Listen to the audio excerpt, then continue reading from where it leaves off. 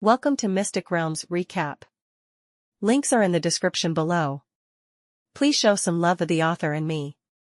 On to the show. Angelano had already felt the pressure in this space increasing rapidly. Perhaps, at some point, it might crush his tiny body. Lin Li naturally also felt the change in the space. Clearly, the corpse dragon had already recovered greatly, and there was probably barely any difference between its current and former strength. Besides, due to the stimulation by the sealing of the power, the dragon corpse's combat power was probably far greater than before. Fortunately, Lin Li had completed his settings quickly, and immediately pulled out a few magic materials for repairing the seal from his ring of endless storm. With several magical materials being added to the seal array that was formed with 4 guru-level mage arrays finally began running smoothly. At the same time, the 12 alchemy arrays that had been repaired by Angelano also began operating with the seal array. The mana that was emitting light quickly filled the entire seal array through the mana circuit, causing the entire seal array to become even more intense. Lin Li completed the last step of the repair. At this moment, he simply ignored the changes in the seal, and flashed to appear beside Angelano. He then picked him up, and immediately left the place. However, just as Lin Li was about to leave, he found a somewhat ancient-looking notebook underneath Angelano's buttocks. However, Lin Li couldn't be bothered to study the notebook now. He only saw the name, colons, written on it. It seemed to have something to do with the Gilded Kingdom. Due to the sealing on the power of the dragon corpse, he could not exert the power of the space robe, and could only carry Angelano while enveloping the two of them with the domain world. They then propelled away from the seal like a cannonball. Behind Lin Li, the mana of the space surged, causing a huge whirlpool to form at the bottom of the sea before continuously expanding towards the surroundings. It was as if a black hole had formed on the bottom of the sea. Even with Lin Li's strength, he could still feel the huge attraction from the seal while fleeing. That made Lin Li feel a trace of fear. If he hadn't left in time, he would probably have been sealed there forever with the dragon corpse, even if he hadn't been crushed by that force. He wasn't doubtful at all. After all, that seal could seal such a powerful corpse. He reckoned that if he couldn't earn a deity's position, he probably would never be able to break the seal unless he reached the peak of the sanctuary realm. At this moment, something which left everyone in disbelief happened in the battlefield above Cage Island. The dragon corpse, which was about to swallow Elvis and the others who were badly wounded, suddenly roared astonishingly. It was so loud that even Elvis and the others spat out large mouthfuls of blood. However, they did not wait for the dragon corpse to erupt again. Instead, they watched the dragon corpse struggle in a frenzy in the air, as if it had gone berserk. It seemed to want to struggle free from something. At the same time, there were also amazing changes in the battlefield at Cage Island as the sea surface around the island seemed to be in chaos. A giant whirlpool began to rotate with the island in the middle. With the continuous rotation, a powerful airflow seemed to be pulling the sky into the whirlpool too. Faced with such a situation, Elder Zoomer and others did not dare to slow down. They even quickly exerted all their strength and fled far away in desperation. After all, their bodies were not shackled by the power of the seal. Hence, although their strength was far inferior to the dragon corpse's, it was not as difficult for them to escape as for the dragon corpse itself. Only when they felt that they had completely escaped from the whirlpool's suction force did they finally stop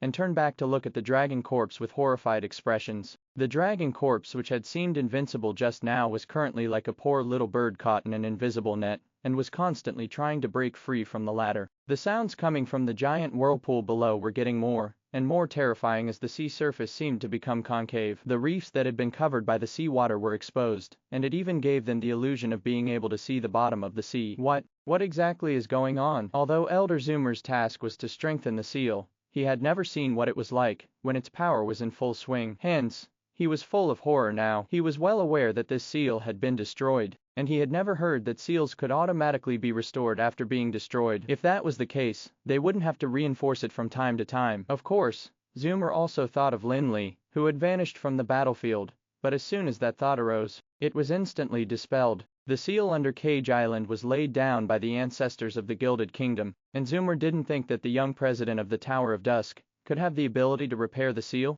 It was already an incredible feat for a young man like him to be able to enter the sanctuary realm. Even if he had started learning magic since he was a fetus, it would have only been a little over 2 decades. Even if he spent all day learning magic, the duration was still extremely short. Most mages his age would at most be archmages who were far from the sanctuary realm, Zoomer had no choice but to say that he was an unprecedented magical prodigy. If Lin Li also learned inscription in addition to learning magic, Elder Zoomer would really wonder if Fulik was sent by a certain god to play him out. However, Elvis and the others immediately thought of Lin Li without suspicion. To them, Lin Li was already a powerhouse whose status had vaguely surpassed that of the Ashen Warlock. No matter what unbelievable thing happened to him, it was only a matter of course. It was somewhat considered blind trust, which was even close to worshipping. At this moment, a figure suddenly emerged like a cannonball from the seemingly calm sea in the distance. The figure was Lin Li, who was still carrying Angelano in his hand. After the emergence, he did not leave and return to the Sky Castle immediately. Instead, he quietly watched the struggle of the dragon corpse like Zoomer and the others. Upon sight of Lin Li emerging from the sea,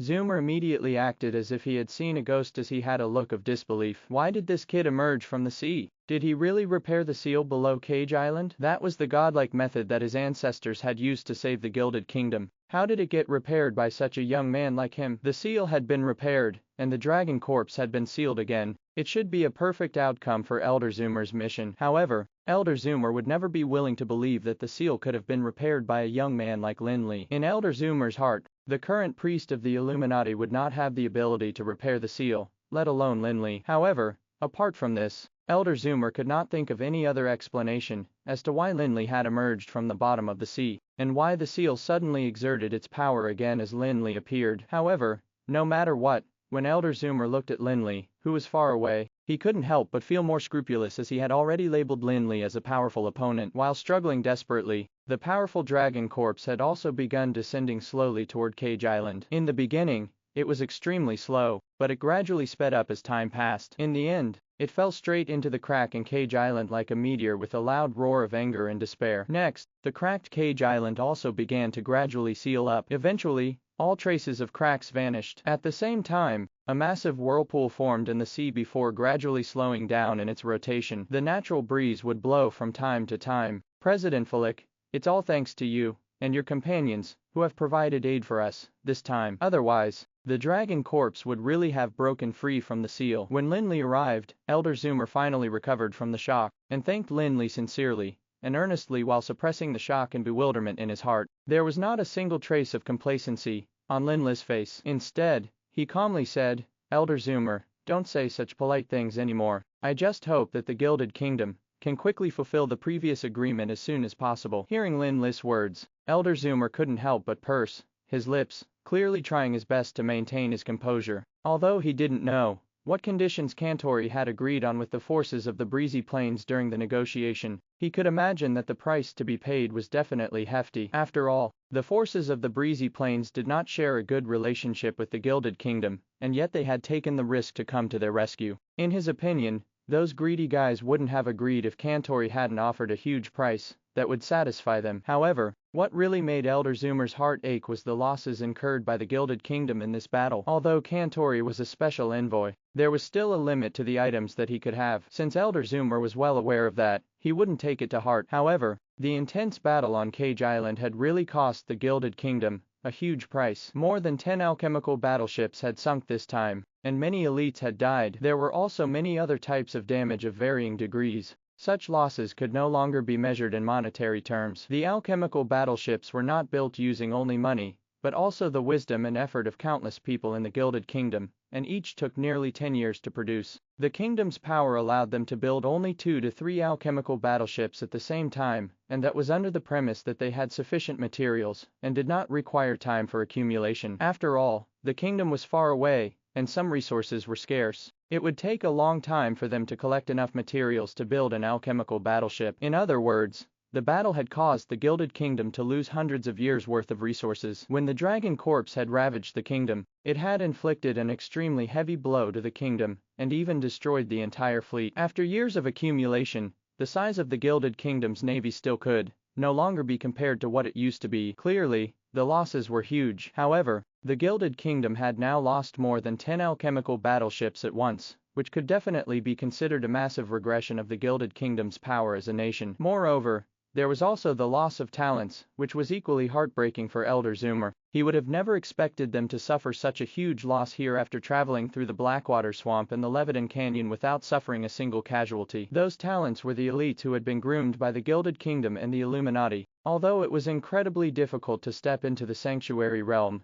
no one could have been sure that none of the now-dead elites wouldn't have stepped into the Sanctuary Realm in the future. Even if they would not have entered the Sanctuary Realm, it still hadn't been easy to groom such a legendary powerhouse, as it required the investment of a large amount of resources. Compared to the losses, the repayment that the Gilded Kingdom would have to give to the forces of the Breezy Plains was no longer significant. After all, they would get those things back someday, but they would never be able to bring the dead back to life. Under the influence of the seal, the entire space where Cage Island was located seemed to have become a magic vacuum. A large amount of magical elements was sucked into the depths of Cage Island together with the dragon corpse. As the dragon corpse was resealed, peace was gradually restored around Cage Island, and a large number of magical elements surged from all directions like a tidal wave to fill the gaps in space. On the other hand, Kantori, who had been nervously watching the battlefield situation from the side, finally heaved a sigh of relief at this moment. However, he then remembered the young president of the Tower of Dusk, as well as the horrific power shown by the Sky Castle that hovered above their heads, and it made the joy he felt dwindle by more than half. Although it was said that the aid given by the Tower of Dusk and the various forces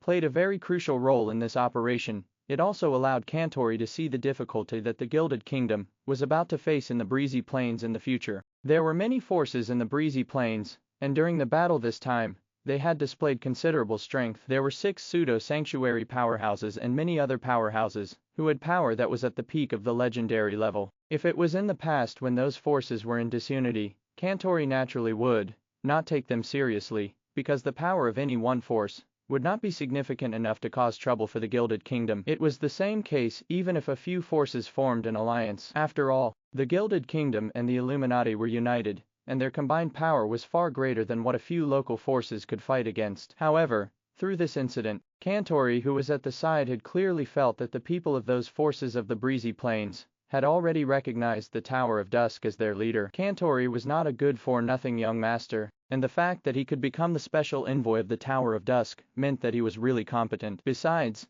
his father was the Chancellor of the Gilded Kingdom. He could easily tell the changes in the situation. If the strength of the Tower of Dusk was similar to that of the other forces, Kantori would still optimistically think that the forces might just be temporarily perceiving the Tower of Dusk as their leader. However, the problem was that the young president of the Tower of Dusk as well as the powerful Sky Castle displayed incredible strength and power that shocked even him, let alone the people of those forces. Kantori completely believed that after the incident today, the forces of the Breezy Plains would really be unified under the lead of the young president of the Tower of Dusk. If that was the case, the original plan of the Gilded Kingdom to gradually encroach on the Breezy Plains would probably be foiled. Kantori was in charge of the Gilded Kingdom's plan to expand in the Breezy Plains, hence, he naturally wasn't willing to let his plan fall through just like that. Thus, when Elder Zoomer, Lin Li, as well as Elvis and others flew over from the battlefield, Kantori looked at Lin Li with a scornful and resentful gaze. He even hoped that Elder Zoomer could immediately intervene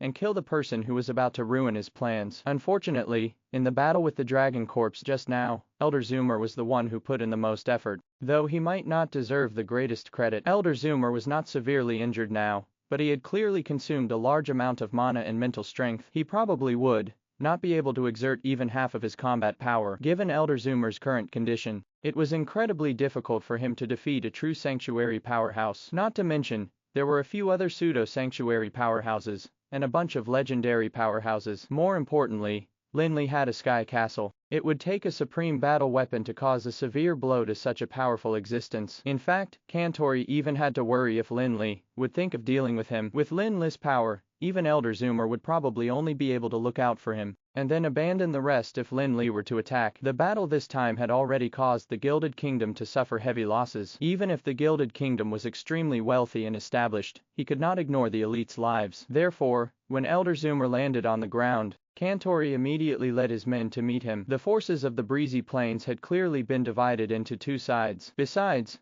with his hint, the others also secretly kept their guard up so as to prevent a sudden attack by the people from the Breezy Plains if needed. Seeing the people of the Gilded Kingdom doing this, the people of the Breezy Plains also behaved differently with a look of disdain. Some even seemed furious. Those who weren't bothered had clearly witnessed the battle, and had a lot of faith and confidence in the president of the Tower of Dusk. Those who were angry felt that the Gilded Kingdom was kicking them to the curb after they'd outlived their usefulness. After all, they had been invited to provide aid, and now that they had successfully helped the Gilded Kingdom out of the tough situation, the Gilded Kingdom kept their guard up against them. At this time, Lin Li brought Elvis and the others to land on the ground of the breezy plains. When they saw the Gilded Kingdom's people, Elvis bore with the pain in his body and grinned before turning to look at Lin Li. If the latter were to really give his orders and get everyone to attack the Gilded Kingdom, Elvis might really be the first to rush up. Ahem. President Flick and everyone else, thank you all so much for coming this time. We still have to report to our superiors from the Gilded Kingdom and the Illuminati,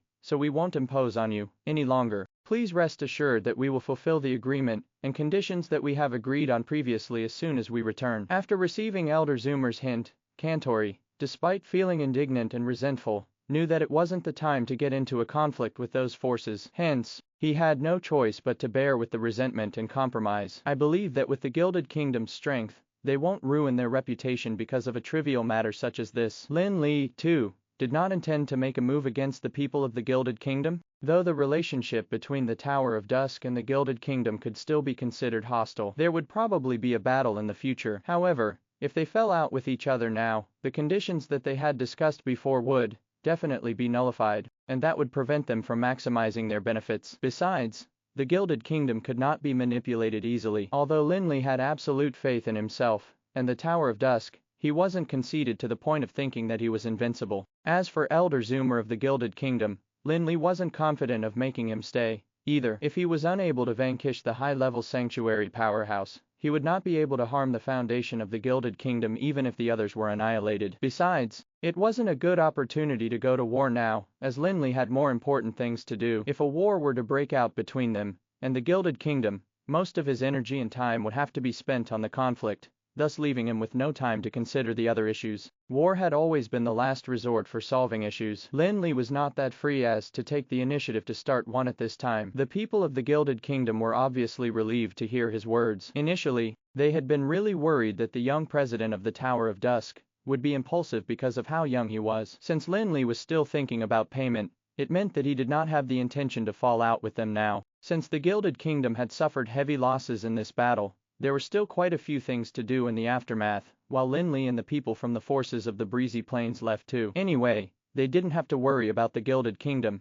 going back on their word. If they were to really do such a shameless thing, it would probably be difficult for them to develop in the breezy plains in the future. They would even become a laughing stock of Anral. After respectfully bidding farewell to Lin Li, Elvis and the others left Cage Island with their people. On the other hand, Lin Li returned to the sky castle above his head. The mageth of the sky castle lit up again, and it flew away from the sky of Cage Island in the direction of the Tower of Dusk, with a loud roar. Watching the sky castle leave gradually, Kantori retracted his gaze, which was filled with jealousy, and then turned around to say to Elder Zoomer, "Elder, I'm afraid I've let that kid from the Tower of Dusk gain an advantage this time. Through the battle this time, he has already gained the respect of the people of those forces. I'm afraid he'll be one of our biggest obstacles in the future." How could Elder Zoomer fail to recognize the issue that Kantori could see? In particular, the performance of the crowd in the battlefield just now had allowed him to have a clearer idea of how much Elvis and several other pseudo-sanctuary powerhouses obeyed Lin Li, the young president of the Tower of Dusk. When Lin Li left the battlefield, they did not hesitate much, and still chose to stay on the battlefield. That was no longer as simple as a cooperative relationship.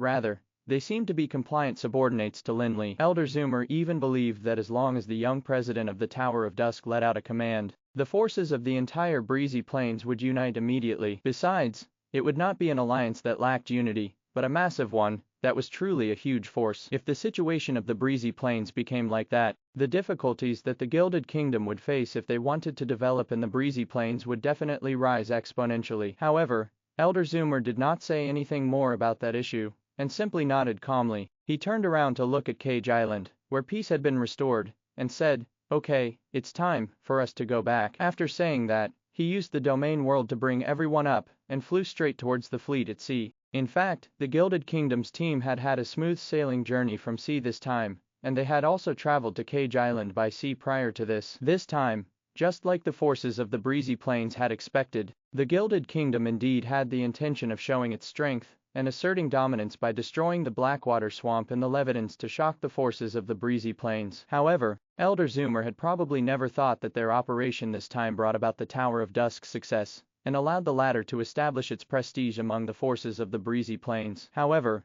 Elder Zoomer was not very concerned about that, because those were superficial factors that wouldn't affect the overall situation in the face of an absolute force. Elder Zoomer, when we go back this time, should we invite a few more elders to come over? I believe that with you, and a few elders joining forces, they'd be destroyed even with the Sky Castle, said Kantori, who was on the flagship with Elder Zoomer on their way back. He was rather indignant. After all, he was a special envoy of the Gilded Kingdom, and was in charge of the expansion plans of the Gilded Kingdom in the Breezy Plains. If he could really destroy the Tower of Dusk, it would definitely be of great help to their future plans. Of course, that was just a superficial reason, as Kantori actually bore some resentment towards the Tower of Dusk. The experience of asking for aid this time was really arduous for him. Others might find it easy to ask for help, as they would just have to swallow their pride a little, but the arrogant Kantori was a prestigious person, who could make many bow down to him, yet he now had to succumb to the country bumpkin Lin Li, which was the greatest insult of his life. Besides, Kantori might not want to admit it himself, but he was jealous of Lin Li, the young president. After all, he had been known as a genius, and the best elite among the younger generation of the Gilded Kingdom. Yet, there was now a sanctuary powerhouse, who was younger than him, and had truly stepped into the sanctuary realm. He obviously couldn't accept it. In order to make Elder Zoomer agree with his suggestion, Kantori even said with a solemn expression, "Elder, according to the information we got, the Tower of Dusk has already started the construction of warships, and they seem to have directed their future development towards the endless ocean. Besides, Fulik is very ambitious too. Maybe his target is our kingdom." However, Kantori had been watching the battle from the sidelines, and had not really joined the battle against the Dragon Corps. Hence, his knowledge of Lin Li's strength was limited to the fact that the latter was a real sanctuary powerhouse. Elder Zoomer had a clear understanding of Lin Li's abilities, and knew that he was a high-level sanctuary powerhouse, who was not inferior to him. Hence, Elder Zoomer did not express his approval for Kantori's proposal, and instead shook his head slightly. He said, "You haven't seen Fulik's strength clearly yet. Hence, it's not strange for you to have such an idea. That Fulik might be young, but I am afraid he isn't inferior to me in terms of strength. If you can't completely suppress him with a formidable power, we will have to be prepared to suffer his revenge once he escapes." Elder Zoomer was not exaggerating at all. That was actually the reason very few sanctuary powerhouses in Anral would form feuds with each other. Even if sanctuary powerhouses could not be friends, they would at least stay in their own lanes and never cross paths. They would never try to kill each other as soon as they met, because they would have to be ready for getting plotted against in the future if they were to do so without sufficient preparation. Although sanctuary powerhouses had a long lifespan, it would be a huge loss to waste it like that. That was precisely why the Ashen Warlock dared to directly threaten the people of the Gilded Kingdom, and the Illuminati not to come and bother him unnecessarily. In fact, he even destroyed the morale of the Gilded Kingdom. However, when faced with the Ashen Warlock's behavior, the Gilded Kingdom and the Illuminati had no choice but to bear with it, not daring to go against the Ashen Warlock, precisely because they were an established kingdom. That Fulik actually had the ability to get into Elder Zoomer's good books. That made Kantori feel jealous and resentful, but he knew that Elder Zoomer would never make a mistake in his judgment. He had no choice but to say with frustration, "How old is that Fulik? Why does he have such power? Even Garesko never had such incredible achievements at his age." Elder Zoomer also had the same feeling. Besides, Kantori only knew about Garesko from legends, but Elder Zoomer was from that era, and had seen Garesko in person before. Hence, Elder Zoomer was even more certain that the young president of the Tower of Dusk would definitely not be inferior to Garesko if he was not restrained. However, Elder Zoomer was not very worried about this point, because the ancestors of the Gilded Kingdom had left a massive amount of wealth to their future generations under Cage Island. As long as the massive amount of wealth was put to proper use, the Gilded Kingdom would be able to create a peerless powerhouse who wouldn't be inferior to Garesko. Of course, Elder Zoomer also knew what Kantori had in mind. Clearly, he, the best genius of the Gilded Kingdom, had been agitated. In fact, even Elder Zoomer himself was somewhat jealous to see a high-level sanctuary powerhouse, who was only in his 20s, standing right before him. In order not to let this jealousy affect Kantori, Elder Zoomer calmly said with a faint smile on his face, "Kantori, you don't have to lose confidence in yourself. Although you couldn't use the power of the Dragon Corps in Cage Island to break through to the Sanctuary Realm this time, I believe that with your talent and experience, you can also rely on your own power to step into the Sanctuary Realm in less than a year's time. When St. Colin's prediction comes true, The huge amount of wealth that he left behind will allow you to reach the peak of the sanctuary realm. By then, that kid from the Tower of Dusk will be nothing. What Elder Zoomer said was a legend that circulated in the Gilded Kingdom, which was about St. Colin's prediction that when a massive crack tore the sky open, the disaster that would destroy the world of Anral would descend, and the savior of the Gilded Kingdom would be born at that time to lead the people of the Gilded Kingdom through the disaster, after which the Gilded Kingdom would become the master of Anral. In the eyes of ordinary people,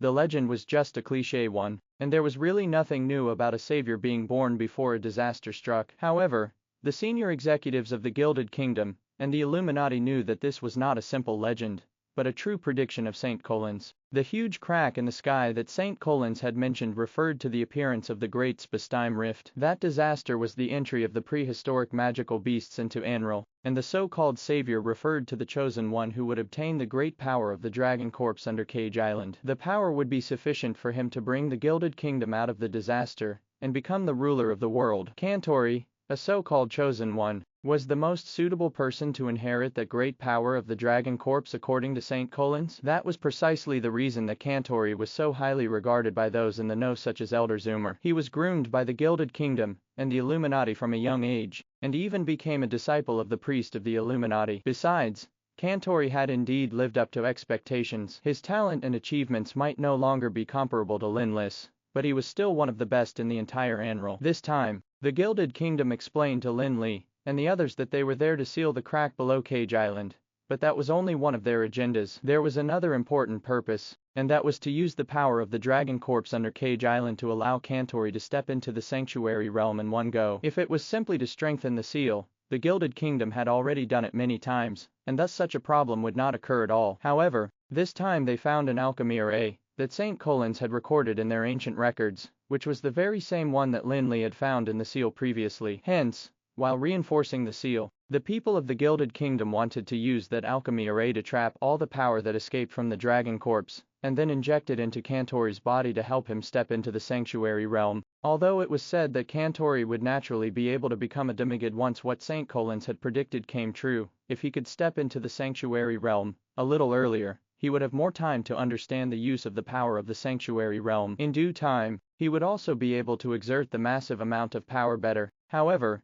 it ended up becoming a tragedy for the people of the Gilded Kingdom. The alchemy array seemed very simple, but it was not something that could be mastered by the average person. Although the Gilded Kingdom had been researching for hundreds of years, there were still problems when they put it to use. The appearance of two alchemy arrays that both extracted the power of the Dragon Corpse affected the operation of the alchemy array, and caused the Dragon Corpse to break the seal and escape. Although the Dragon Corpse had been resealed, Elder Zoomer did not have the courage to try again. If he were to release the Dragon Corpse, it would become a huge joke. Not to mention whether the Dragon Corpse could be sealed again. The forces of the breezy plains definitely wouldn't rescue them again. Fortunately, it was only a matter of time before the talented Cantori would enter the Sanctuary Realm. Just like Elder Zoomer had said, Cantori would take less than a year to enter the Sanctuary Realm with his talent. Hearing Elder Zoomer's words, Cantori nodded with a faint glint of excitement in his eyes. Perhaps Elder Zoomer and the others were also worried that after Cantori might hamper his own progress after he found out. Hence, Cantori was originally not too clear about the entire incident, and had simply made some vague guesses about the matter. Now that the speculation had finally been confirmed, Cantori couldn't get a grip on himself at the thought of possessing such massive power and becoming the savior whom everyone in the Gilded Kingdom would respect and admire. Through the previous battle, Cantori had already seen how powerful the Dragon Corpse was. The two high-level sanctuary powerhouses and a few pseudo-sanctuary powerhouses were suppressed by the Dragon Corpse to the point of being unable to resist. They had no choice but to flee and evade. The Sky Castle had made an astonishing sound, and it seemed like all its power had been used, but the Dragon Corpse was only seriously injured. That was definitely because the Dragon Corpse had such a strong defense. However, the power it exerted was probably close to the power of the gods. If Cantori had such power, the Tower of Dusk would not be a threat to him at all. Fulik might have stepped into the Sanctuary Realm at a young age, and is on par with Elder Zoomer, but no matter how talented he may be, he can't surpass the Sanctuary Realm in a short while. Cantori could not help but imagine a scene where he had the daunting power of the Dragon Corpse, that was comparable to that of a god, descending on the Tower of Dusk where he would completely wipe out the members of the Tower of Dusk with a lift of his finger. It was not some unrealistic fantasy, and Cantori believed that as long as he obtained the power of the Dragon Corpse, he would definitely be able to become the best in Anral like the Immortal King and Garesco. In fact, making great achievements that surpassed the Immortal King and Garesco would not be impossible. Elder Zoomer, when will the disaster that St. Collins had predicted strike? Cantori asked Elder Zoomer eagerly. His tone was completely devoid of his previous disappointment. Now, being surpassed by Lin Li was not a big deal to him, because he thought that he would become the best in Anral, and he would have the chance to trample the Tower of Dusk fiercely under his feet sooner or later. Seeing that Cantori had finally schooled his emotions, Elder Zoomer looked at him, with a heartened smile like he was looking at his child, and said, "Don't worry, it won't take long." According to the current changes in the world of Anral, the disaster that St. Collins predicted will probably happen within the next 3 years. However, you should not slack off because of this. The better your foundation is, the more you will achieve in the future when you obtain that power. Don't worry, Elder Zoomer. I will work hard to improve and strive to step into the sanctuary realm with my own power, as soon as possible for the sake of the future of the Gilded Kingdom. Cantori wisely suppressed his excitement and made a promise to Elder Zoomer with a look of determination. The fleet of the Gilded Kingdom slowly left Cage Island, where peace had already been restored, and the entire island once again became dead silent. Except for the people who had experienced that battle, no one would believe that the corpse of an ancient dragon was actually sealed under such a barren land. Under Lin Li's manipulation, the Sky Castle returned to the sky above the Tower of Dusk. However, Lin Li was standing in the center of the Sky Castle, and looking at the surrounding buildings for a long time without moving. The battle with the dragon corpse should actually be considered as the first assertion of dominance that Lin Li had carried out after he obtained the Sky Castle. The annihilation of the group of people who attacked the Tower of Dusk could only be considered an insignificant test. Although the Sky Castle had hurt the dragon corpse and showed incredible dominance and offensive power in the eyes of others, the dragon corpse was a powerful existence that was at the peak of the sanctuary realm, after all. However, Lin Li was not satisfied with the power that the Sky Castle had displayed. The Sky Castle was the strongest battle weapon back when the High Elves had ruled Anral. With the powerful Sky Castles, the High Elves annihilated and deterred the ancient Wyrms and Titans, also driving the prehistoric magical beasts into the Spastime Rift. They suppressed the rebellions of countless races. The Sky Castle that Lin Li had obtained was the most powerful of the 7 Sky Castles, and had once been controlled by the Immortal King himself. Therefore, the power displayed by the Sky Castle this time was worlds apart from Lin Li's expectations. Lin Li was actually very clear about the reason for this. One reason was that at the end of the day, the Sky Castle was built by the Immortal King, according to the characteristics of the High Elves. Hence, it was not that suitable for human manipulation. It would only be able to display its full power when controlled by High Elves. Another reason was that at the end of the Dark Age, the Sky Castle must have been tampered with by the High Elves, and perhaps even High Lord Osric, thus causing many magical weapons to go missing. Lin Li believed that if he could exert the full power of the Sky Castle like the Immortal King could, then even if he could not have completely killed the dragon corpse, he would have at least been able to make the dragon corpse lose the ability to fight. If that had happened, he would not have had to take such a big risk on Cage Island, and dive to the bottom of the sea to race against time and repair the seal. Hence, after manipulating the Sky Castle and moving it back to the Tower of Dusk, the first thing Lin Li wanted to do was to modify the Sky Castle. Even if he could not restore it to the powerful state that it was in during the reign of the High Elves, it should at least be close. After all, the Sky Castle would be one of the most powerful weapons that he could rely on once he completed the mission left by Garesco in the future. Otherwise, once the most powerful weapon became just a building in the sky, it would be too much of a waste. If there was enough time, Lin Li believed that he would definitely redesign the Sky Castle and transform it to the point of being suitable for human manipulation. However, Lin Li was running out of time now, and he could not afford to delay his plans by a few years, let alone spend decades to modify the Sky Castle. However, Lin Li was not at a complete loss for what to do. For example, the Supreme Council would definitely have the design sketches of the original modification of the Sky Garden. Although it was certainly impossible to copy it wholesale, he would surely still be able to save a lot of time. At the thought of this, Lin Li chanted an incantation under his breath as he didn't want to waste any more time. He swung his hand at the side, and a spatial rift was opened. Next, Lin Li immediately stepped into it, without bothering to clean up the traces of battle on his body. When the surrounding scenery became clear again, Lin Li was already in the Sky Garden of the Supreme Council. With the intention to modify the Sky Garden based on experience, Lin Li was able to see the amazing details of the Sky Castle. Although the Sky Garden was not as powerful as the Sky Castle in Lin Li's hands, the Sky Garden would definitely have the upper hand against the Sky Castle because it was suitable for human manipulation. With such an understanding, Lin Li became more and more eager about implementing his plan for the modification of the Sky Castle. Besides, he was almost certain that as soon as the modification of the Sky Castle was completed, it would definitely surpass the Sky Garden in all aspects. However, before Lin Li could head towards the Eternal Tower, in the center of the Sky Garden, he saw a figure with a powerful sanctuary-level aura darting over from the Eternal Tower. "Flick, how dare you set foot onto this place?" The person who arrived was none other than Rosen, the deputy chairman of the Supreme Council. Besides, he had apparently also stepped into the sanctuary realm, with the help of the magic tides. Hence, he seemed to be very confident. When he met Lin Li again, Rosen had suffered a huge loss when he failed to scheme against the Tower of Dusk and obtain the Terra Mine from them. His prestige in the Supreme Council had also dropped a lot. Originally, he could still contend with Chairman Andoin, but after that failure, many members of the Supreme Council had moved to Andoin's side, causing Rosen to lose some authority. Besides, the more authority was lost, the lower his prestige. More and more councillors would then turn to join Andoin, causing him to fall into a vicious cycle. It was impossible for Rosen not to hate Lin Li, but he knew very well that Lin Li enjoyed the protection of the three arbitrators, and he would not be able to do anything to Lin Li and the Tower of Dusk without a valid reason. When Lin Li left the Sky Garden, he even displayed sanctuary-level abilities. Hence, Rosen dared not provoke Lin Li casually. However, Rosen did not expect himself to reach the sanctuary realm and the magic tides, and immediately become the fourth sanctuary powerhouse of the Supreme Council. Stepping into the sanctuary realm meant that he would be above all else and even become the fourth arbitrator of the Supreme Council. As Rosen stepped into the sanctuary realm, the opinions of the people in the Supreme Council suddenly changed. Sanctuary powerhouses were qualified to become arbitrators, so a chairman of the Supreme Council was considered nothing. Even though the three arbitrators did not make changes to the personnel of the Supreme Council, and Andoin was still the chairman, Rosen was more like the chairman during meetings. The proposals that he put forward were often supported by the vast majority of the members. Rosen had been staying away from touching the Tower of Dusk only because he had scruples about the attitude of the three arbitrators. He had a vague feeling that the three arbitrators' attitude towards Lin Li was not as simple as that of elders towards their juniors. There seemed to be something more to it.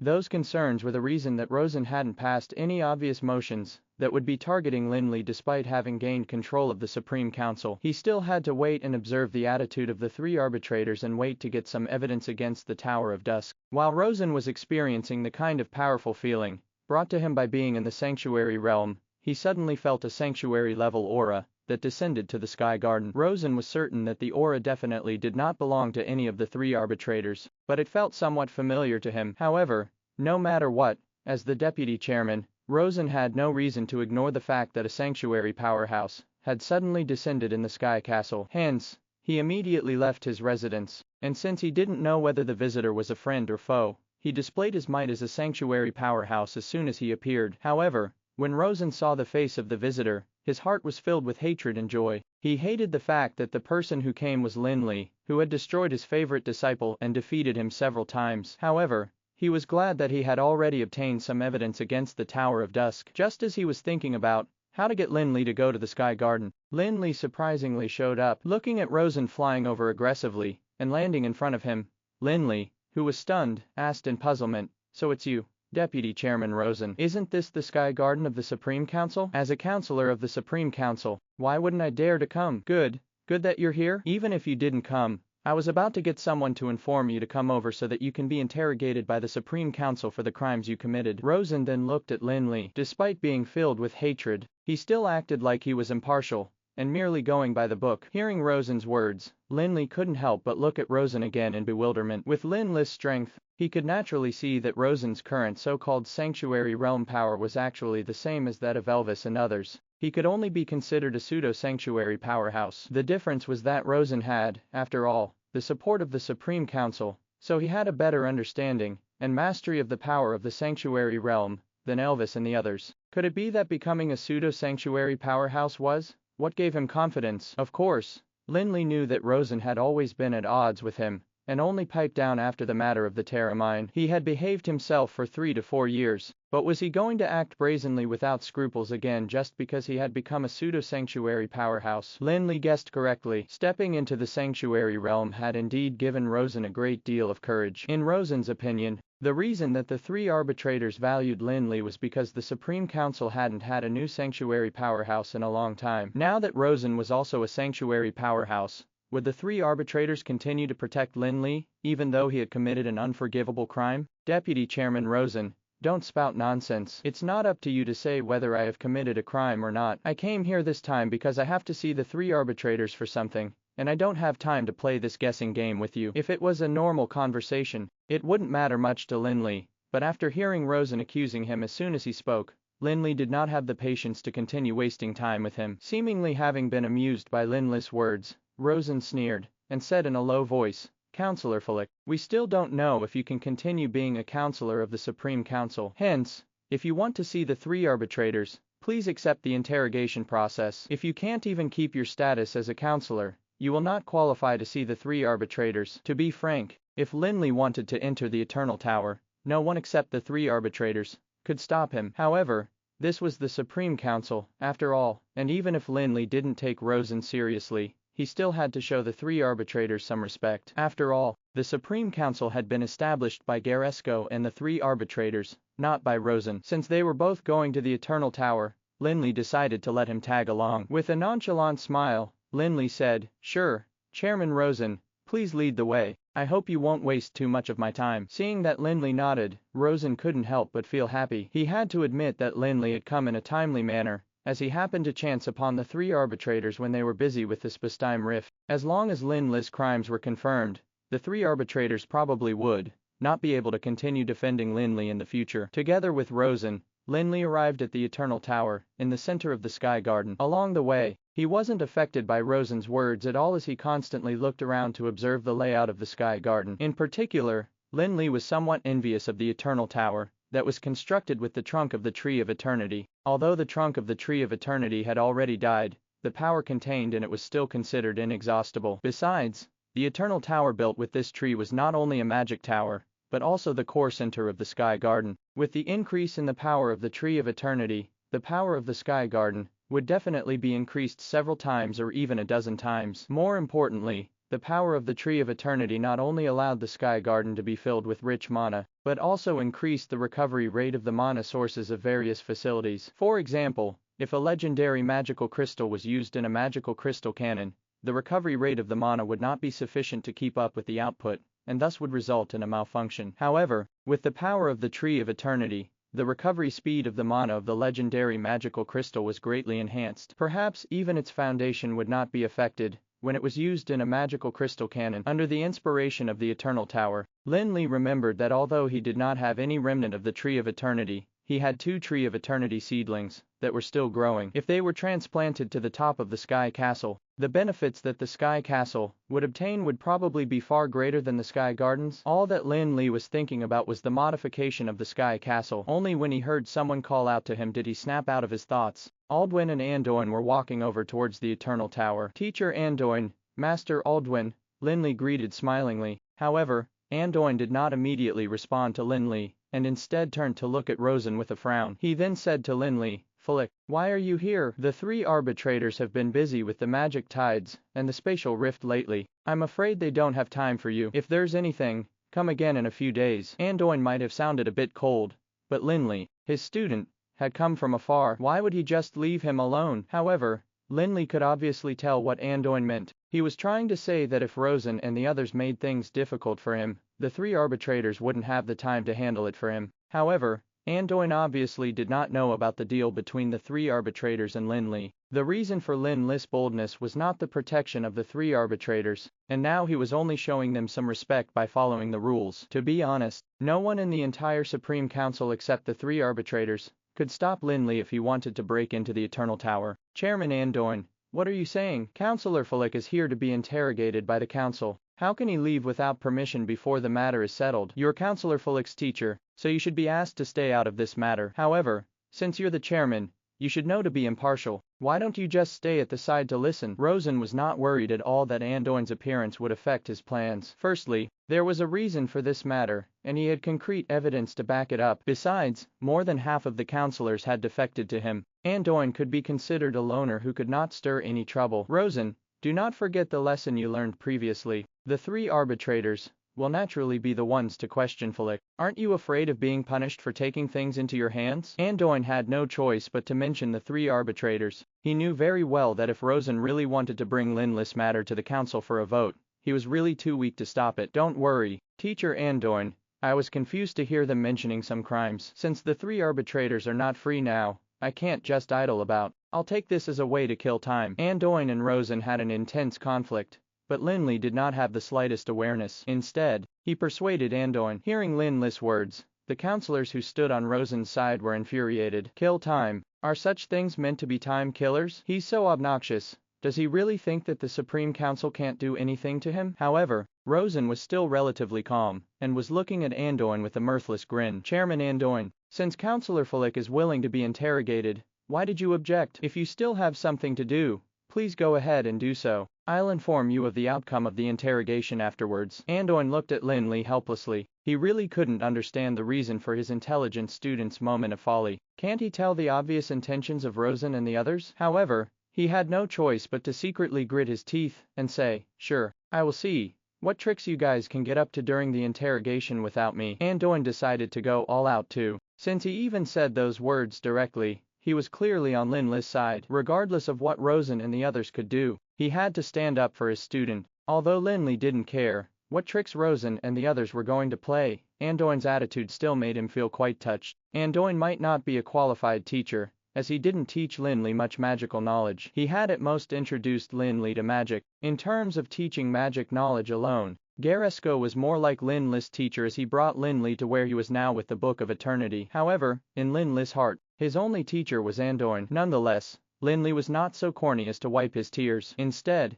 he simply smiled at Andoin confidently, and then followed Rosen and the others towards the meeting hall of the Eternal Tower. Watching Lin Li, Rosen, and the others walk through the doors of the high tower, Andoin stomped his feet furiously, and followed closely with Aldwin and a few other counselors. Okay, Deputy Chairman Rosen, say what you have to say, Lin Li said, facing Rosen while seated on a chair in the middle of the meeting hall, and surrounded by the threatening gazes of the counselors who stood on Rosen's side. If it had been an ordinary person, they would probably have been scared out of their wits, and peed their pants. However, it was nothing to Lin Li, who had seen all major events. He had even faced the dragon corpse of the Dragon of Destruction, without any psychological stress. Taking this opportunity, Lin Li also spread out his mental strength to sense the situation in the tower. However, he indeed didn't detect any mana fluctuations of the 3 arbitrators. He didn't know where the 3 arbitrators had actually gone. He did not want the 3 arbitrators to give him an out, but when he thought of the absence of the 3 arbitrators, he realized that he didn't know anyone he could go to seek advice for the design of the Sky Garden. Seeing Lin Li's unconcerned and nonchalant attitude,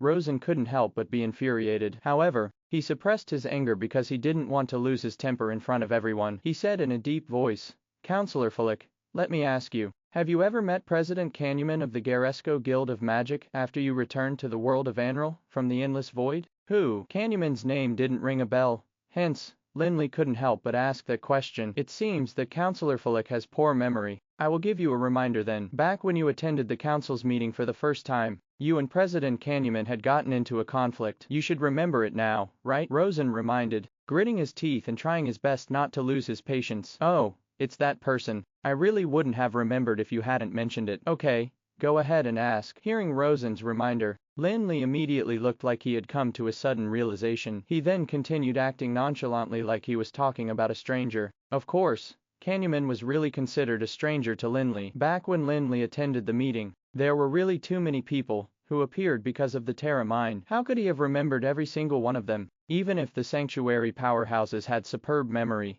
who would bother remembering all their names and features? Seeing Lin Li's nonchalance, the counselors who were near Rosen could even hear the latter gritting his teeth. Rosen took a deep breath and said with a stern expression, Councillor Flick, please answer our question. Did you meet President Canyman after returning to Anral? After saying, the entire conference hall became silent, while Andoin, Aldwin, and the others who entered became even more nervous. At this moment, everyone was waiting for Lin Li's answer. However, some were eager and full of anticipation, while others seemed worried. However, Lin Li frowned and seemed to have brainstormed for a long time, before saying, I'm sorry, Deputy Chairman Rosen, how are you so sure that I must have met that person? HMPH, I'll give you another warning then. This time, Rosen looked even more relaxed, as if he had already clinched victory. He sneeringly said, "According to our investigation about the Garesco Guild of Magic, Candyman had once led a group of mages from the Guild of Magic to the Tower of Dusk for an exchange, but he hasn't returned since then. You should remember it now, Counselor Flick." "Rosen, you're lying. Candyman brought his men to the Tower of Dusk for the sake of taking advantage and attacking the Tower of Dusk. If I had rushed there in time, I would have beheaded that bastard," said Andoin, who got agitated before Lin Li even answered. Andoin couldn't help but be excited. He was already guilty enough about the fact that he couldn't rush to help in time when his students' Guild of Magic got attacked. Now, Rosen and the others were still making a big deal out of it by fabricating lies. That was simply too shameless and despicable. As a party who was involved, Lin Li did not get agitated like Andoin did. Instead, he came to a sudden realization again. "So that's what you were referring to. I'm sorry, but I don't have a habit of asking for the name of a dead person. I should have long pulled his soul out and asked him what his name was. My bad. You butcher. My father only went to the Tower of Dusk for an exchange in hopes of easing the relationship between the two guilds of magic." "Yet you were so vicious towards him," said a young mage, who seemed to have been drained by alcohol and lust. Bawling continuously, he barged in from outside the conference hall, and he began scolding Lin Li as soon as he entered. "Counselor Flick, what else do you have to say? As a member of the Supreme Council, killing a fellow member will never be allowed, regardless of the reason." While getting someone to comfort Candyman's son, Rosen continued to speak to Lin Li solemnly. "What a joke. Candyman led his people to attack the Tower of Dusk. Why aren't they allowed to retaliate? Besides, Candyman's actions per Southeast have already violated the rules of the Supreme Council. Who gave him the authority to attack the Tower of Dusk? He brought his death upon himself," Aldwin retorted, slapping his hand on the table and standing up. However, due to the fact that Rosen had made preparations beforehand, most of the counselors were on his side and compliant towards him. Although Andoin and Aldwin also had supporters, he didn't come prepared, hence, only 3 or 5 of their supporters were present, leaving them far inferior to Rosen. Besides, even if they were to discuss that matter during a large-scale conference, most of the counselors would definitely support Rosen. After all, although Rosen was still the deputy chairman,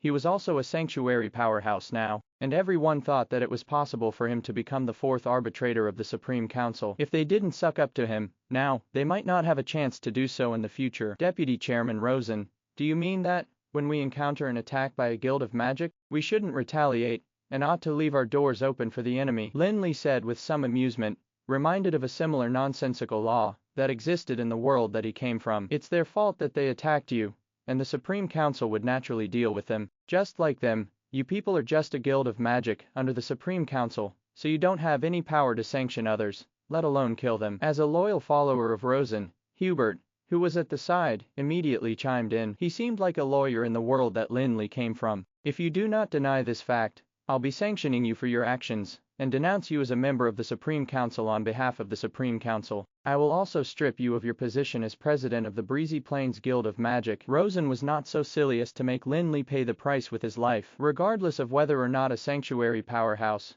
would have to die for killing an insignificant small fry. No one would be able to execute a death sentence. Of course, this punishment was also severe enough. The Breezy Plains Guild of Magic was the Tower of Dusk. By stripping Lin Li of his duties as president, Rosen was actually trying to make Lin Li hand over the Tower of Dusk. Although Lin Li was a sanctuary powerhouse, it naturally wouldn't make sense for him to occupy the position of the president of the Guild of Magic if he wasn't a member of the Supreme Council. "Is that so? Can you represent the Supreme Council now?" At this very moment, a voice sounded from outside the conference hall, and a thin old man, who had a goatee on his chin, swaggered in immediately afterwards. The people in the conference hall stood up one after another as soon as they saw the old man, who walked into the conference hall. As one, they respectfully greeted Arbitrator Apophis. "Lord, why have you returned?" As soon as he saw Apophis enter, Rosen felt his vision turning dark, and he knew deep down that his plan was about to fall through. "I heard that someone could represent the Supreme Council, so I thought that Garesco had returned. Hence,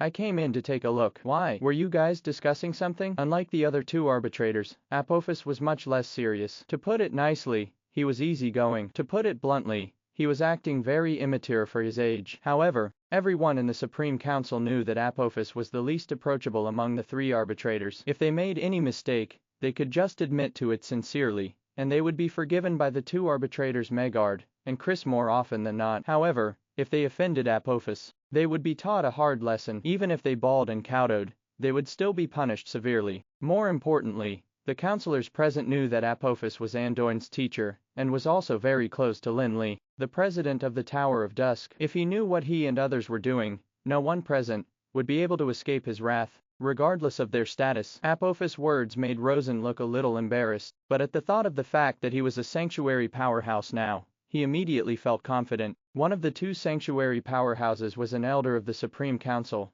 and the other was a sinner who had committed a grave mistake. Even Apophis should make the right choice. Thinking of this, Rosen mustered up the courage and walked towards Apophis. Arbitrator, we're now dealing with a serious violation of the rules of the Supreme Council. Flick, the president of Breezy Plains Guild of Magic, has killed Canyman, the president of the Garesco Guild of Magic, but I'm afraid that such a matter will have a great impact on the reputation of the Supreme Council if he's spared from punishment. Oh, is that so? This is indeed a very serious problem. Do you know what the exact reason is? Apophis did not flare up, and instead asked Rosen that question with a smile. Seeing Apophis' appearance, Rosen was more or less a little gleeful, as it seemed that he had bet right. Hence, he hurriedly looked like he was grief-stricken, and solemnly said, according to Canyman's son, President Canyman led a team of mages to the Tower of Dusk to exchange and learn in a bid to ease the tension caused by the previous conflict. However, President Flick said that President Canyman had led others to launch an attack on the Tower of Dusk. However, President Canyman has already died,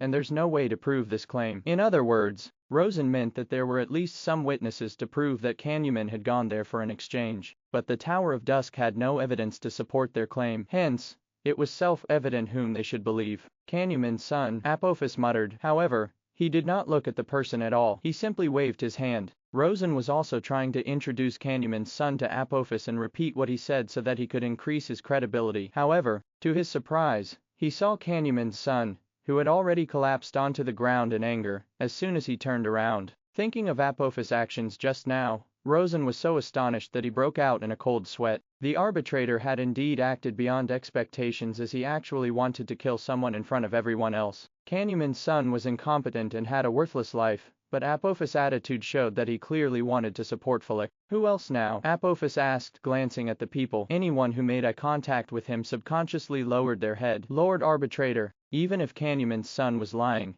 and Canyman really went to attack the Tower of Dusk, Canyman was the president of a guild. After all, the Supreme Council should decide how to punish him. Counselor Flick has killed Canyman presumptuously, and that's clearly a violation of the rules. Although Rosen did not retreat, his attitude had obviously changed, and he was no longer as firm as before. So who do you think is qualified to do this? The deputy chairman. Well then, from today onwards, Flick will be the deputy chairman of the Supreme Council. If you have any objections, suck it up, Apophis said nonchalantly, as if appointing a deputy chairman was as simple as drinking water. Apophis' words immediately made the people in the conference hall dumbfounded, as no one dared to believe their ears. That was too rash of a decision, as he casually gave the Supreme Council one more deputy chairman. However, they were clear that Apophis was definitely not joking. In fact, it really took just a few words from the arbitrators to appoint a deputy chairman or chairman. However, all along, the three arbitrators did not care much about the Supreme Council, and thus it was up to the council to choose their own chairman and deputy chairman. In fact, although they found it incredible, they realized that it was actually very normal after thinking about it carefully. In their eyes, the Supreme Council was a big deal, but in the eyes of the three arbitrators, it was probably just like a toy. Apophis casually appointed a deputy chairman like he was playing a game and adding a random rule. On the other hand, Rosen was even more dumbfounded at this juncture. He'd originally planned to kick Lin Li out of the Supreme Council so that he could pocket the Tower of Dusk. However, he did not expect to end up causing Lin Li to be appointed as deputy chairman, which was the same position as his. Besides, Rosen was a little confused as to what Apophis meant. Was Apophis making Lin Li the second deputy chairman of the Supreme Council? Or did he mean for Lin Li to replace Rosen? If it was the latter, Rosen would suffer a double loss. However, Rosen would never dare to ask that question. Apophis was clearly enraged now, and if he didn't pop the question, he might even forget about it. However, if he did, Apophis might immediately denounce him as deputy chairman, and if that happened, he would be distraught. Lin Li, the newly appointed deputy chairman, did not have much of an expression on his face now, and instead was glancing at Apophis with a meaningful gaze. Although he did not say anything, there was obviously no gratitude in his eyes. What a joke. It's just the position of deputy chairman. What is there to be grateful for? Lin Li hadn't forgotten the fact that he had been forced to become the fourth arbitrator during the deal he made with the three arbitrators back then. It just wasn't announced to the public. Back then, Lin Li had reluctantly agreed to becoming the fourth arbitrator. How could he feel grateful to have been appointed as deputy chairman? After seeing the look in Lin Li's eyes, Apophis grinned embarrassedly with an awkward expression. Okay, there's nothing much left to do. Flick, you'd better tell us what you came here for. You're not here to tease them out of boredom, right? Of course not. I came here this time specifically to borrow one thing from the three arbitrators, Lin Li said. Following Apophis out of the conference hall, when he passed by Andoin and the others, he gave them a reassuring glance. Watching as Apophis and Lin Li disappeared outside the main door, the people in the conference hall broke into a commotion, and each one of them was in disbelief about what had just happened. A new deputy chairman of the Supreme Council was actually appointed so hastily. It was a fact that the crowd could not quite accept quickly. If it was one or two additional members, it might not be a big deal, but the deputy chairman of the Supreme Council would enjoy authority that was on par with the chairman's. He would definitely be one of the main decision makers of the Supreme Council. Now, the Supreme Council made an exception, and suddenly appointed a new deputy chairman, which was not in line with the rules that they had followed for 1,000 years. Hence, it would definitely have a great impact on the current dynamics of the Supreme Council. More importantly, the new deputy chairman Flick and Chairman Andoin shared a teacher-student relationship. Rosen would definitely have a hard time in the future. Deputy Chairman Rosen is going to lose power. Thinking of this, the councillors who were present subconsciously looked at Andoin and Rosen differently. Some even felt regretful for getting involved in this matter. Not only had they failed to obtain any benefits, they even ended up offending the chairman and the newly promoted deputy chairman. While the people in the conference hall were deep in thought, Lin Li and Apophis headed for the upper floors of the Eternal Tower after leaving. Apophis did not say anything more about what had just happened, and Lin Li actually didn't take it to heart either. Just like what he had said before, it was just an activity to kill time during his boredom. Soon, Apophis brought Lin Li to the Eternal Library again, but the other two arbitrators, Megard and Chris, were not around. Apophis casually sat down on a chair, pointed to the chair next to him, and gestured for Lin Li to sit down before saying, Flick, you've been back for so long, it's not right for you to wait until now to visit us three old fogies. Don't flatter yourself, I'm not here specifically to see you guys, but to borrow something from you. Lin Li answered straightforwardly with no intention to cajole Apophis at all. He immediately stated his intention. Of course, it was not that Lin Li really disrespected Apophis, but rather that Apophis was too casual of a person for him to be serious with. As expected, Apophis was not surprised, and instead shook his head with a wry smile. He said, all right, I'll stop my wishful thinking. Tell me exactly what you want to borrow, but first things first, if your wealthy Tower of Dusk doesn't have it, we may not necessarily have it, either. Don't worry, you guys are really the only ones who have it. Lin Li smiled and looked at the surrounding bookshelves that were filled with magic books. He then continued, I'd like to borrow the blueprints of your Sky Garden. Is that okay? The blueprints of the Sky Garden were extremely important, and if they landed in the hands of a rival, the latter would be able to find the flaws of the Sky Garden and exploit them. After all, nothing in the world was perfect, and even the powerful Sky Castle would have unknown flaws. Of course it wouldn't be okay for others to see it, but you. Are you planning to modify the Sky Castle? Wait a moment while I go get it for you. But I have to remind you that some things may not be suitable for that Sky Castle of yours. Apophis did not hesitate in the slightest, and readily agreed to Lin Li's request. He then got up to go retrieve the blueprints of the Sky Garden for Lin Li. Soon, Apophis walked over from the bookshelves with a box which was about a meter long, and about half a meter wide and tall in his hand. It made a dull and muffled sound when he placed it on the table. Although the Sky Garden was inferior to the Sky Castle that Lin had, it was also one of the 7 Sky Castles, after all. Hence, the blueprints were definitely abundant. Lin Li removed the lid of the box, and as he had expected, he saw numerous scrolls of varying thickness in the box. Apophis sat back on the chair and crossed his legs casually. Holding his beard, he generously said to Lin Li, these are the blueprints that we have been using for the renovation of the Sky Garden over the years. You may take a look at them. They will belong to you in the future anyway. Apophis was generous, but Lin Li didn't stand on ceremony either, and he simply took out a scroll from the box before untying the ribbon on it. Only a very small part of the Sky Garden was illustrated on it, and there were also modifications to the magical weapons and magic arrays described on it. Visit November Bin, C.M for the L test updates. Although the blueprint was not as intuitive as looking at the building directly, it involved something even more profound that could not be seen on the surface. After just simulating the contents of the blueprint in his head, Lin Li could already have a grasp of the essence of the transformations. It could be said that the transformation of the Sky Garden was worthy of being the one that turned the Sky Castle of the High Elves into that of humans. With those changes, the Sky Castle could already exert power that was comparable to that of the High Elvish Sky Castles during their prime. Of course,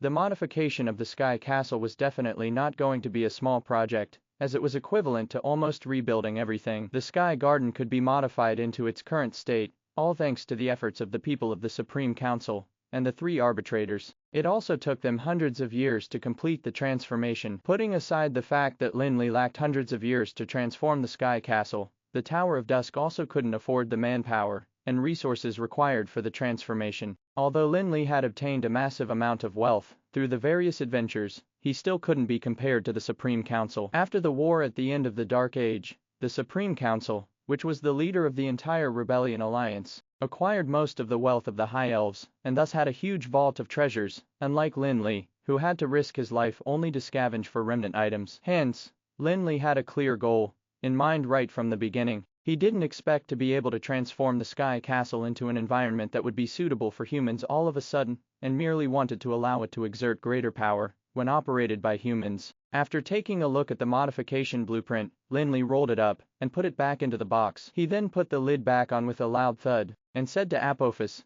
"Thank you so much. This is going to save me a lot of time. Good that it's useful for you. I'm here this time to pick up a few things. Those 2 old guys are still waiting for me, so I won't hold you back any longer." Clearly, Apophis was rather anxious. Otherwise, he would definitely stay to chat with Lin Li. Seeing that Lin Li had no other requests, he hurriedly ended the conversation. Lin Li did not care about Apophis' hasty departure. In fact, he wanted to rush back to the Sky Castle immediately after obtaining the blueprints. However, he could not leave without a word like Apophis. After all, he had already made a trip there, and he ought to have a chat with his teacher and acquaintances. He could spare that much time. He made his way down the high tower to see that Anduin, Aldwin, and a few other counselors were waiting in the main hall. While the conference hall was empty without a single soul in sight, Rosen had had his plan backfire this time, and was obviously too ashamed to stay behind. Actually, Rosen was extremely unlucky. The last time he'd schemed against Lin Li, he allowed Lin Li to become a high-ranking counselor, who was like one of the 10 controllers. This time, he even caused Lin Li to become the deputy chairman,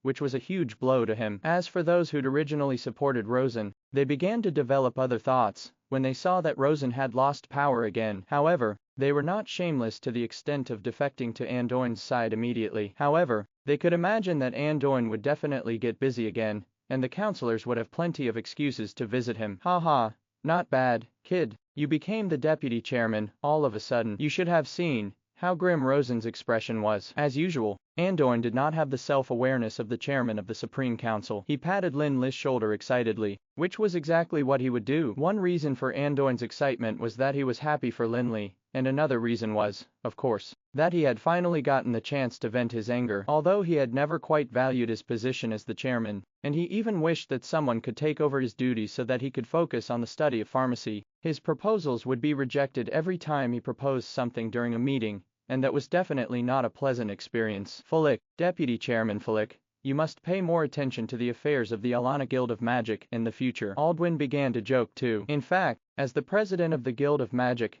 his status was not inferior to that of the deputy chairman in the Supreme Council. They entered a lounge nearby, put aside the unhappiness brought about by the matter of Rosen, and began chatting about some things. Of course, they mainly wanted to hear about Lin Li's experiences in the Sky Castle. Aldwin and Anduin had nothing much worth talking about as they had been getting angered by Rosen most of the time. Lin Li recounted the thrilling experience of exploring the Sky Castle, and the final battle against High Lord Osric, in particular, made everyone gasp in amazement. After a period of small talk, Lin Li bade farewell to Anduin and the others before inviting them to visit the Sky Castle in their free time. He then left the Sky Garden. Lin Li returned to his own Sky Castle. Due to the fact that he had just seen the Sky Garden, Lin Li felt that the Sky Castle looked more and more awkward, and his desire to modify his Sky Castle grew more intense. However, Lin Li knew very well that he had to take his time to modify the Sky Castle while ensuring that it would maintain a certain level of combat power at all times. Using the control crystal of the Sky Castle, Lin Li did not have to go through the process of observing and measuring, because both the interior and exterior of the entire Sky Castle, as well as the structure and details, were all clearly etched in his mind. That allowed him to save a lot of time on the preliminary work. Lin Li knew that if he wanted to transform everything in the Sky Castle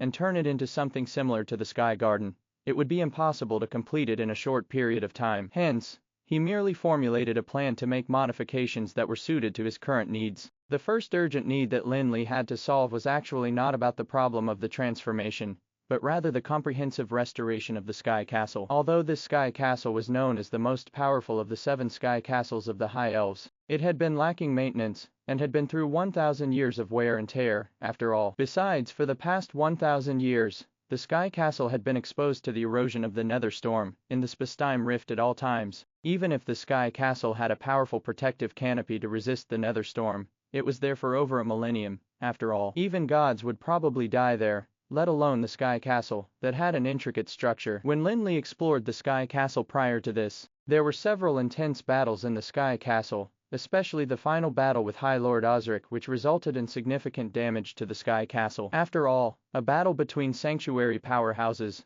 would probably result in the collapse of the world if it took place in Anril. The Sky Castle could still fly, shuttle through space, and even launch attacks that were far more powerful, but one couldn't hide the fact that it was seriously damaged. In particular, after Lin Li launched a severe attack on the dragon corpse of the Dragon of Destruction, with the full power of the Sky Castle this time, he was incredibly shocked by the state that the Sky Castle was in. He even thought that if the Sky Castle were to launch such an attack again, it would very likely cease to operate, if it didn't collapse entirely. Hence, regardless of whether it was suitable for human manipulation or not, repairing all the damage to the Sky Castle was the most important thing Lin Li had to do now. Of course, in the process of repair, Lin Li could also save some time and resources by adding some designs related to modification. However, in the repairing of the Sky Castle, Lin Li also faced an issue which he still had to face during the repair in the future. The 7 Sky Castles were the most outstanding achievement of the High Elves, who had spent all the wealth that they plundered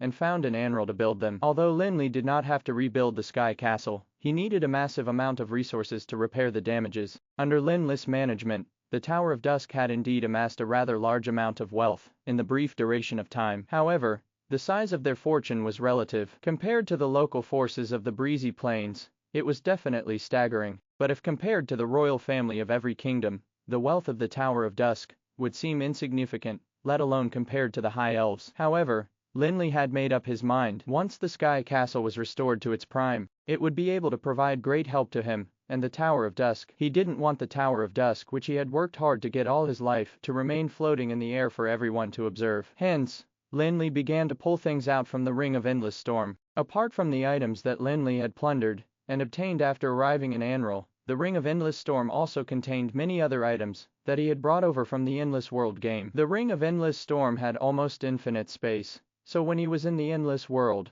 Lin Li put almost everything he could find in the Ring of Endless Storm. Apart from the corpse of the Dragon of Destruction, there were divinity metal and many other various precious materials that Lin Li stored to obtain life skills. If Lin Li poured out all the stuff in the Ring of Endless Storm, it would probably be enough to flood and drown out an entire city. In the past, Lin Li had found it a shame that he could not put his huge collection of treasures to use, but now there was nothing other than the Sky Castle that would be worth his treasures. However, this time, Lin Li was vexed because of the lack of materials. According to his estimation, he would still need a large amount of resources to repair and transform the Sky Castle, even if he took out all the materials in the Ring of Endless Storm. After all, no matter how rich he was, his collection of treasures could not compare to that of the High Elves. Unless he robbed the treasure vaults of the few kingdoms, it would be really difficult to create his ideal Sky Castle. Materials were only one aspect of the issue he had to face during the repair and modification of the Sky Castle. Another important aspect was manpower. Lin Li couldn't possibly complete all the work alone. No matter how competent he might be, he was still an individual, after all. Fortunately, the Tower of Dusk could help Lin Li resolve most of his issues and meet his current needs. The grooming of talents had always been of utmost importance to Lin Li. During the 3 years that Lin Li had left the Tower of Dusk for, the other members of the Tower of Dusk had never slacked off in nurturing talents. Besides, the talents were not only mages, but also members of other professions such as forging, pharmacy, and inscription. In fact, they also nurtured talents in professions that other forces did not value. Hence, at this juncture where Lin Li needed talents the most, the various talents of the Tower of Dusk could finally come into play. Under Lin Li's orders, all kinds of talents in the Tower of Dusk gathered in the Sky Castle quickly. Lin Li formulated a detailed restoration plan in accordance with the needs of the Sky Castle and assigned it to his subordinates. That allowed him to temporarily heave a sigh of relief. Of course, the tasks that Lin Li delegated to his subordinates were some jobs that didn't require much skill. After all, no matter how competent those talents were, it was still their first time coming into contact with the Sky Castle, They could only continue learning further during the restoration process. During such a huge project like the repair and transformation of the Sky Castle, more manual laborers were needed in addition to a variety of skilled personnel to carry out technical work. There wasn't a single city that was built solely based on technical work. The same went for the Sky Castle. Rumor had it that when the High Elves had built the Sky Castles, they had recruited countless powerhouses who were above level 15, some of who were even at the legendary level, to carry out manual labor. Although the Sky Castle was the product of the High Elves civilization, every inch of the land was permeated with the blood of the people from the races that had been subjected to their rule. Although ordinary people were like insignificant ants, in the eyes of the sanctuary powerhouses, Lin Li would not compel others with cruel means, like the High Elves had, in order to use their lives to complete the transformation of the Sky Castle. Not only would it cause him to be condemned by others in this day and age, Lin Li was not at the level where he had forgotten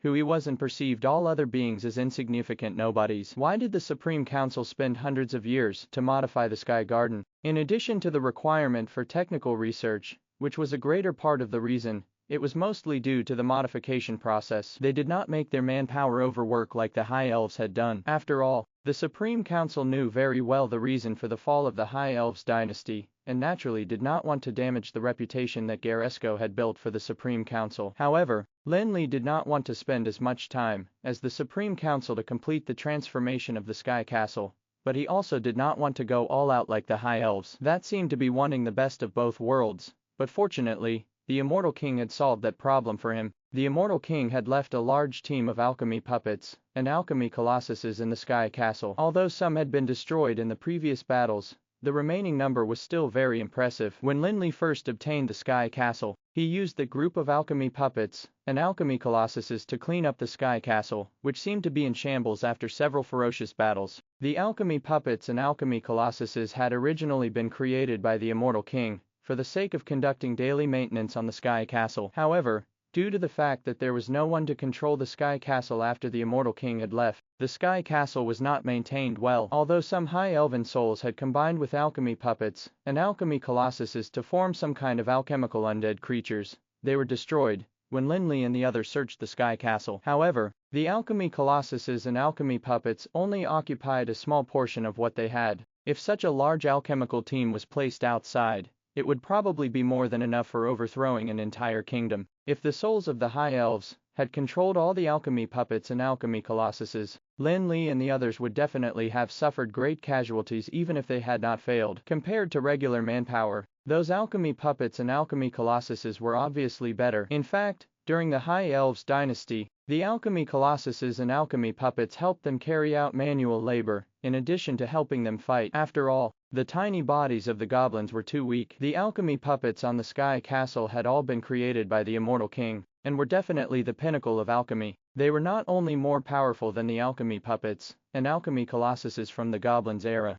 they also did not have to be controlled by humans, and were intelligent like robots. In fact, it might be more appropriate to say that they were alchemical creatures, except that even if they had intelligence, they were still under the control of the master of the Sky Castle. When they first heard that the president wanted to transform the Sky Castle in a large-scale project, Gavin and other senior executives of the Tower of Dusk were extremely conflicted about the issue regarding labor. They even thought about whether or not they should transfer the mercenary corps who had defected to the Tower of Dusk, for they were stronger than ordinary people at the end of the day. However, they were worried that if those who harbored evil intentions took this opportunity to blend in with the Tower of Dusk, it would be a disgusting thought even if it would not cause much damage to the Tower of Dusk. However, when Gavin and other elites of the Tower of Dusk brought all the technical talents to the Sky Castle, they were completely stunned by the neatly arranged rows of alchemy puppets and alchemy colossuses in the square. Although all of them had basically lived in the Sky Castle for a short period of time,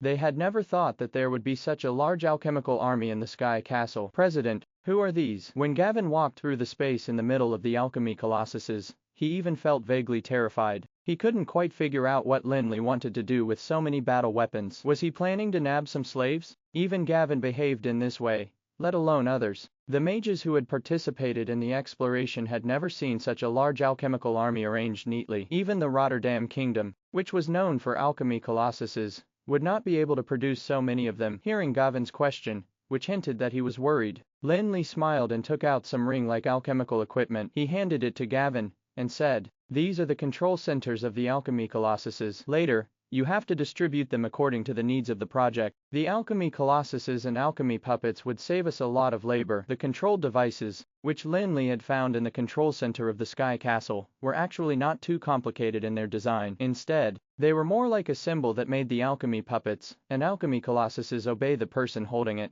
After all, the alchemy puppets and alchemy colossuses were sentient, and could be said to be not much different from intelligent creatures. They were fully capable of comprehending orders given to them without detailed control. The key was just who the commander was. The controller of the Sky Castle was the highest controller of all the alchemy puppets and alchemy colossuses. Even if others managed to obtain the control hubs, the alchemy puppets and alchemy colossuses would still perceive the controller of the Sky Castle as the supreme commander. Just like how the king was the supreme ruler to soldiers even though they would obey the commands of their generals. Not every general would be successful in coercing the soldiers to rebel. Gavin was a little dumbfounded after hearing Lin Li's words, and he even forgot to pick up those control devices. In any kingdom, those alchemy puppets and alchemy colossuses were definitely existences that were like national treasures, and probably would not be put to use until the most critical juncture. Yet, his president Lin Li was now planning to use the alchemy puppets and alchemy colossuses to perform the most laborious tasks. He was simply using them as hard laborers,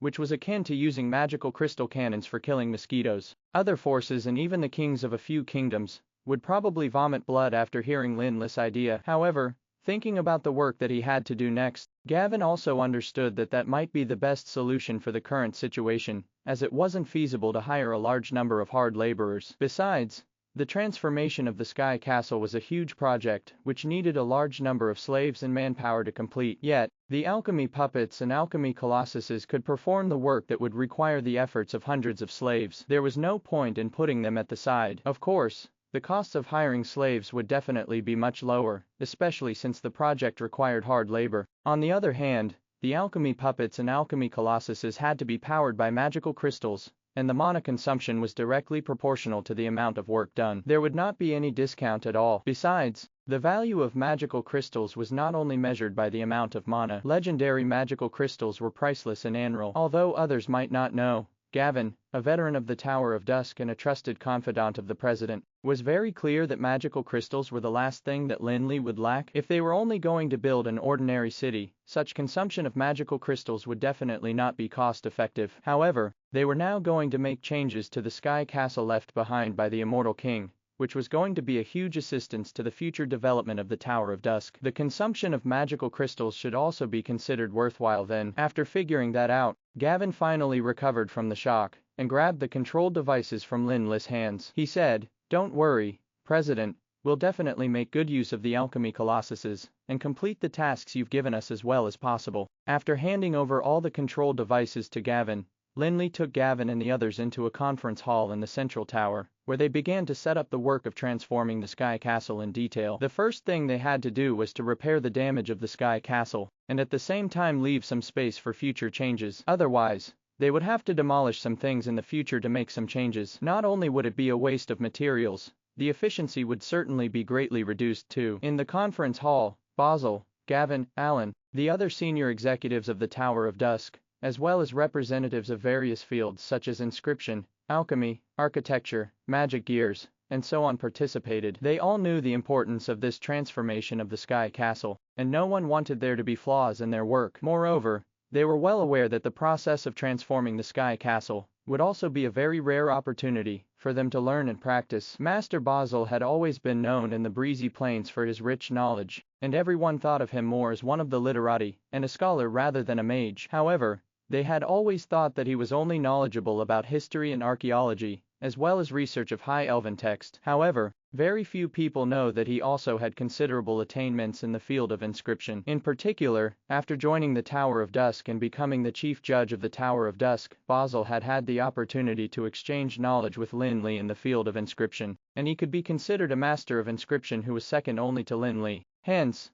during the transformation of the Sky Castle this time, Lin Li let Basil take charge of the Mageths. The team led by Basil consisted of more than 30 inscribers. Although none of them could be called masters, each of them possessed a very strong foundation. Back when Lin Li was teaching them, he placed the most emphasis on foundation. In his opinion, as long as they laid their foundation well, they would be able to master all mageths in a very short time, even if they had never seen it before. They were unlike some inscribers who were determined to pursue more advanced mageths, and had the cheek to call themselves masters of inscription, after accidentally inscribing a master-level mageth or two. Of course, there was another important reason for this. Lin Li basically spent very little time at the Tower of Dusk, and even less time teaching the inscribers. For example, Lin Li had spent 3 years exploring the Sky Castle, and even when he returned, he didn't have a moment to spare for them. Hence, apart from figuring out some things on their own, those inscribers spent most of their time constantly consolidating all of the information that Lin Li had taught them. Fortunately,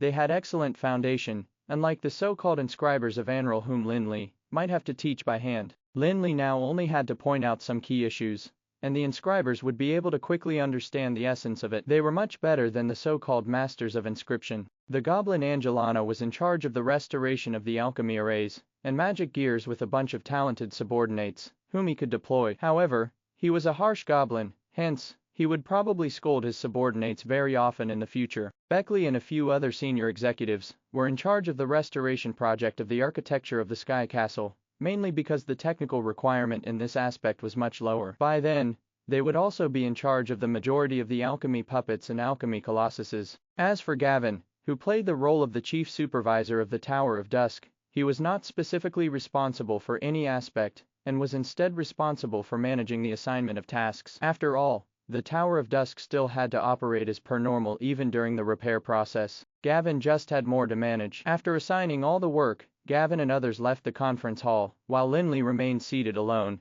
staring at the blueprint of the Sky Garden and spacing out. The tasks that he had delegated now were only for repairing the Sky Castle, and could be considered only the beginning of the transformation of the Sky Castle into something like the Supreme Council's Sky Garden. Lin Li was well aware that the transformation of the Sky Castle would definitely not be something that could be done in one go. Although the technological and manpower demands were temporarily solved, the materials needed was the crucial factor. Without the essential materials, it would be impossible even if he had plenty of technical personnel and laborers. Hence, Lin Li could only form a hierarchy of priorities for the transformation of the Sky Castle. Repairing the damage was the most important, followed by some changes that would produce immediate results and enhance the performance of the Sky Castle. Lin Li already had a plan in mind for that. The first thing he had to change was none other than the power system of the Sky Castle. Back then, this Sky Castle was known as the most powerful of the 7 Sky Castles of the High Elves. However, power would not be infinite, just like how nothing in the world could truly be immortal.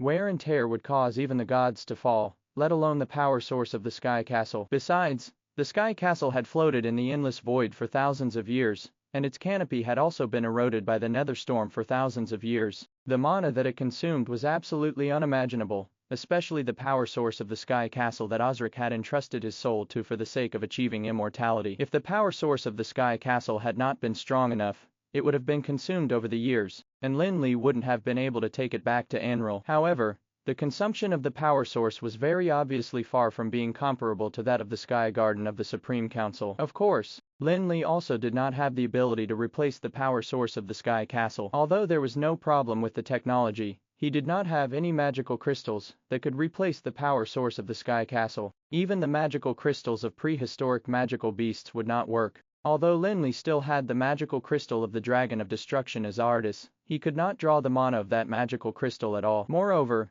Lin Li was thinking of using that magical crystal to hatch 2 baby dragons like the Immortal King had done. After all, having 2 more helpers like Tutankhamun and Nifa would be much more cost-effective than simply using the magical crystal as a power source. Besides, Lin Li also had the magical crystal of the ancient demon deity Balak, which he had obtained in Osric's mausoleum, but it was obviously not suitable for being the power source of the Sky Castle. Although the mana of that magical crystal was also quite large, it was still somewhat insufficient to be used as the power source of the Sky Castle. Besides, the magical crystal was now the core of the Eternal Furnace, and the power source of the Crystal Coffin. However, replacing the power source of the Sky Castle was actually the worst solution, because magical crystals were no longer purely aggregates of mana at the legendary level, as they also contained the spiritual brand of the former owner. It might seem exaggerated to call it a living being, but it was definitely no longer inanimate. Hence, legendary magical crystals would constantly absorb the magical elements in space to replenish the mana simultaneously with mana output,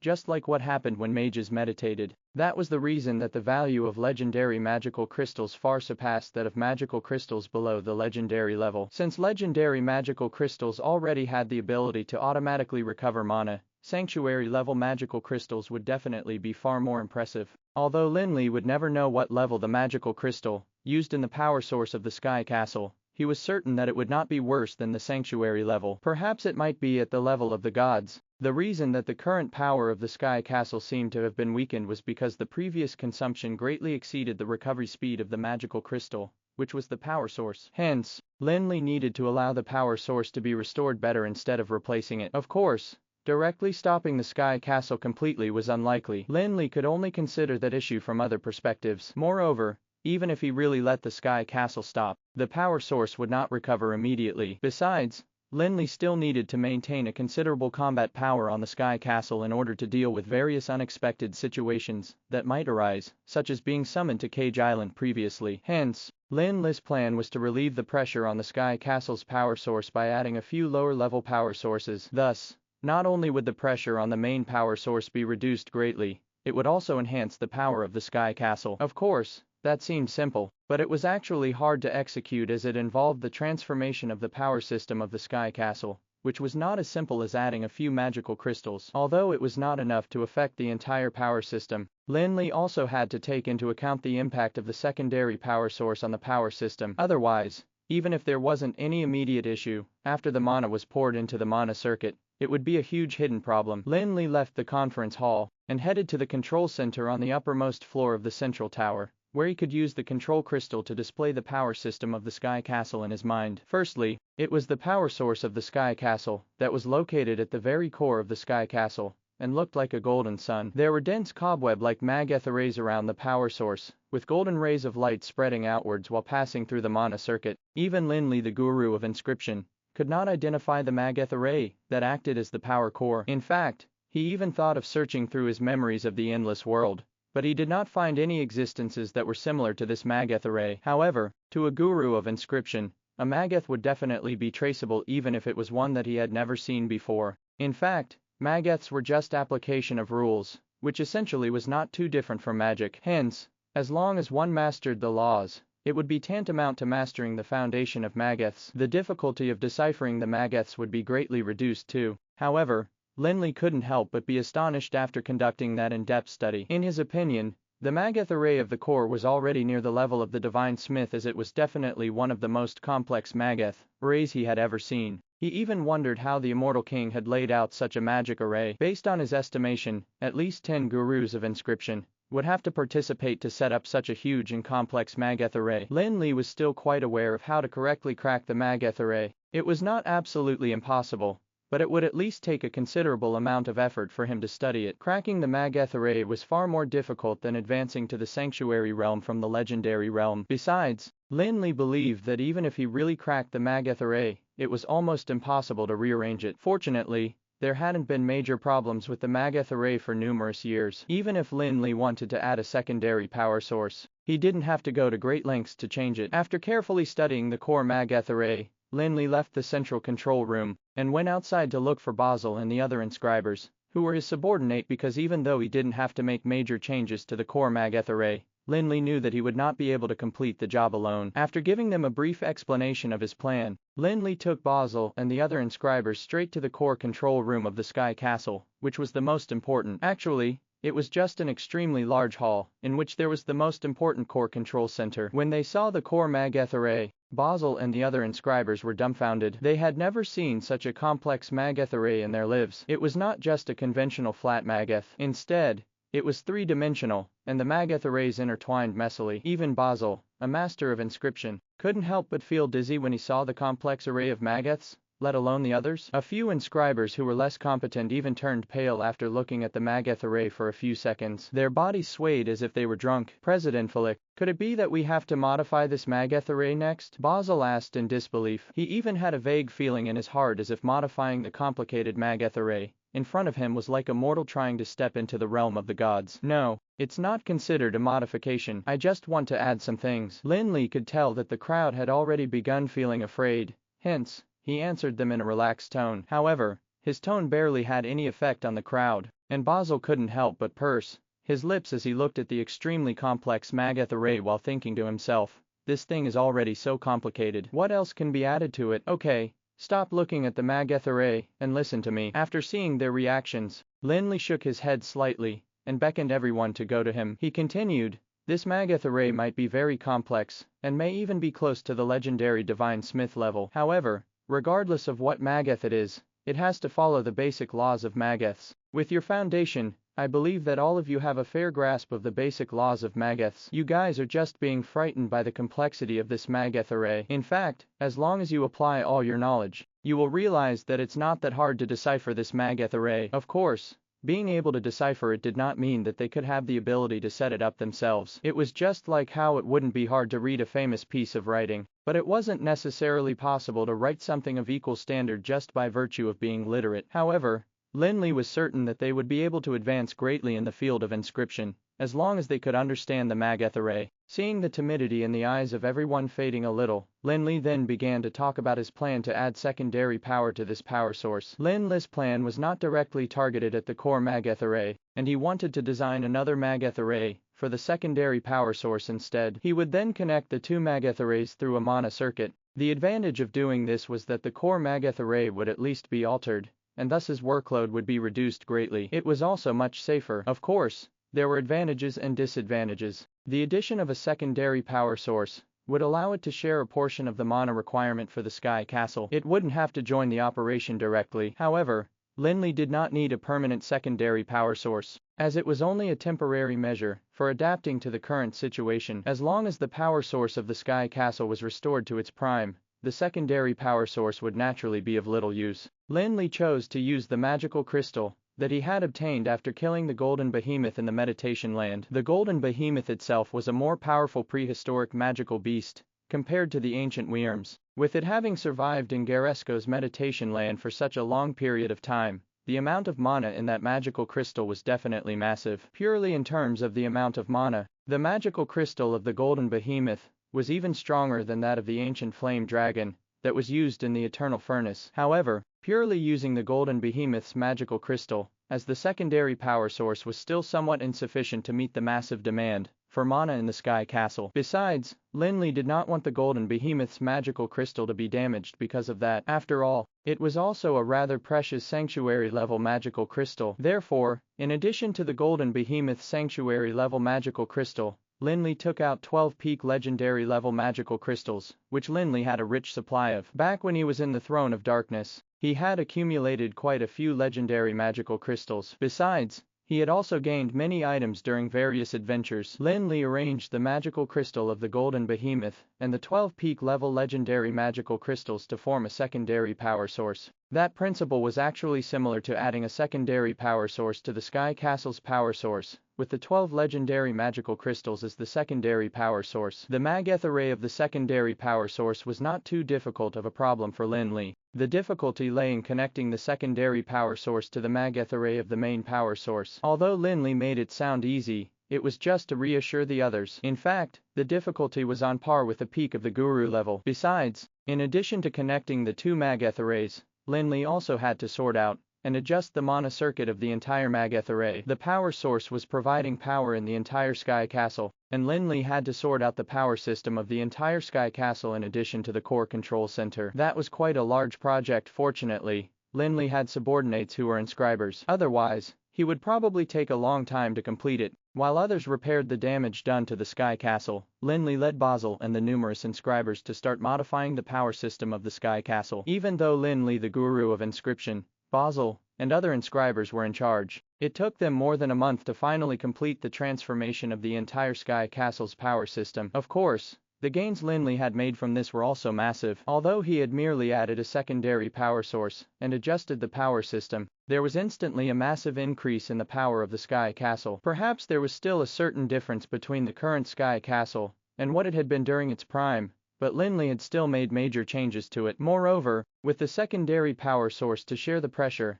the magical crystal that was the main power source would also gradually recover. Reaching the peak again was only a matter of time. Simply put, the more powerful the Sky Castle became, the faster they would be able to fly, and the higher their defensive ability would become. Besides, it would also become easier to travel through space. If Lin Li had used the Sky Castle in its current condition at Cage Island back then, he wouldn't have had to go to such great lengths just to summon it. Moreover, the changes brought about by the incredible power was far beyond that. For example, after gaining a sufficient supply of mana, the 36 magic towers of the Sky Castle could finally exert their full power. At this moment, if the Sky Castle were to launch a full swing attack on the Dragon Corpse again, it would really blast the Dragon Corpse directly back to the bottom of the sea. In addition to the change in power, Lin Li, Basil, and the other inscribers also had a huge gain in the field of inscription. After the month or so of transforming the system, they could clearly feel themselves improving by leaps and bounds in the field of inscription. Perhaps the Tower of Dusk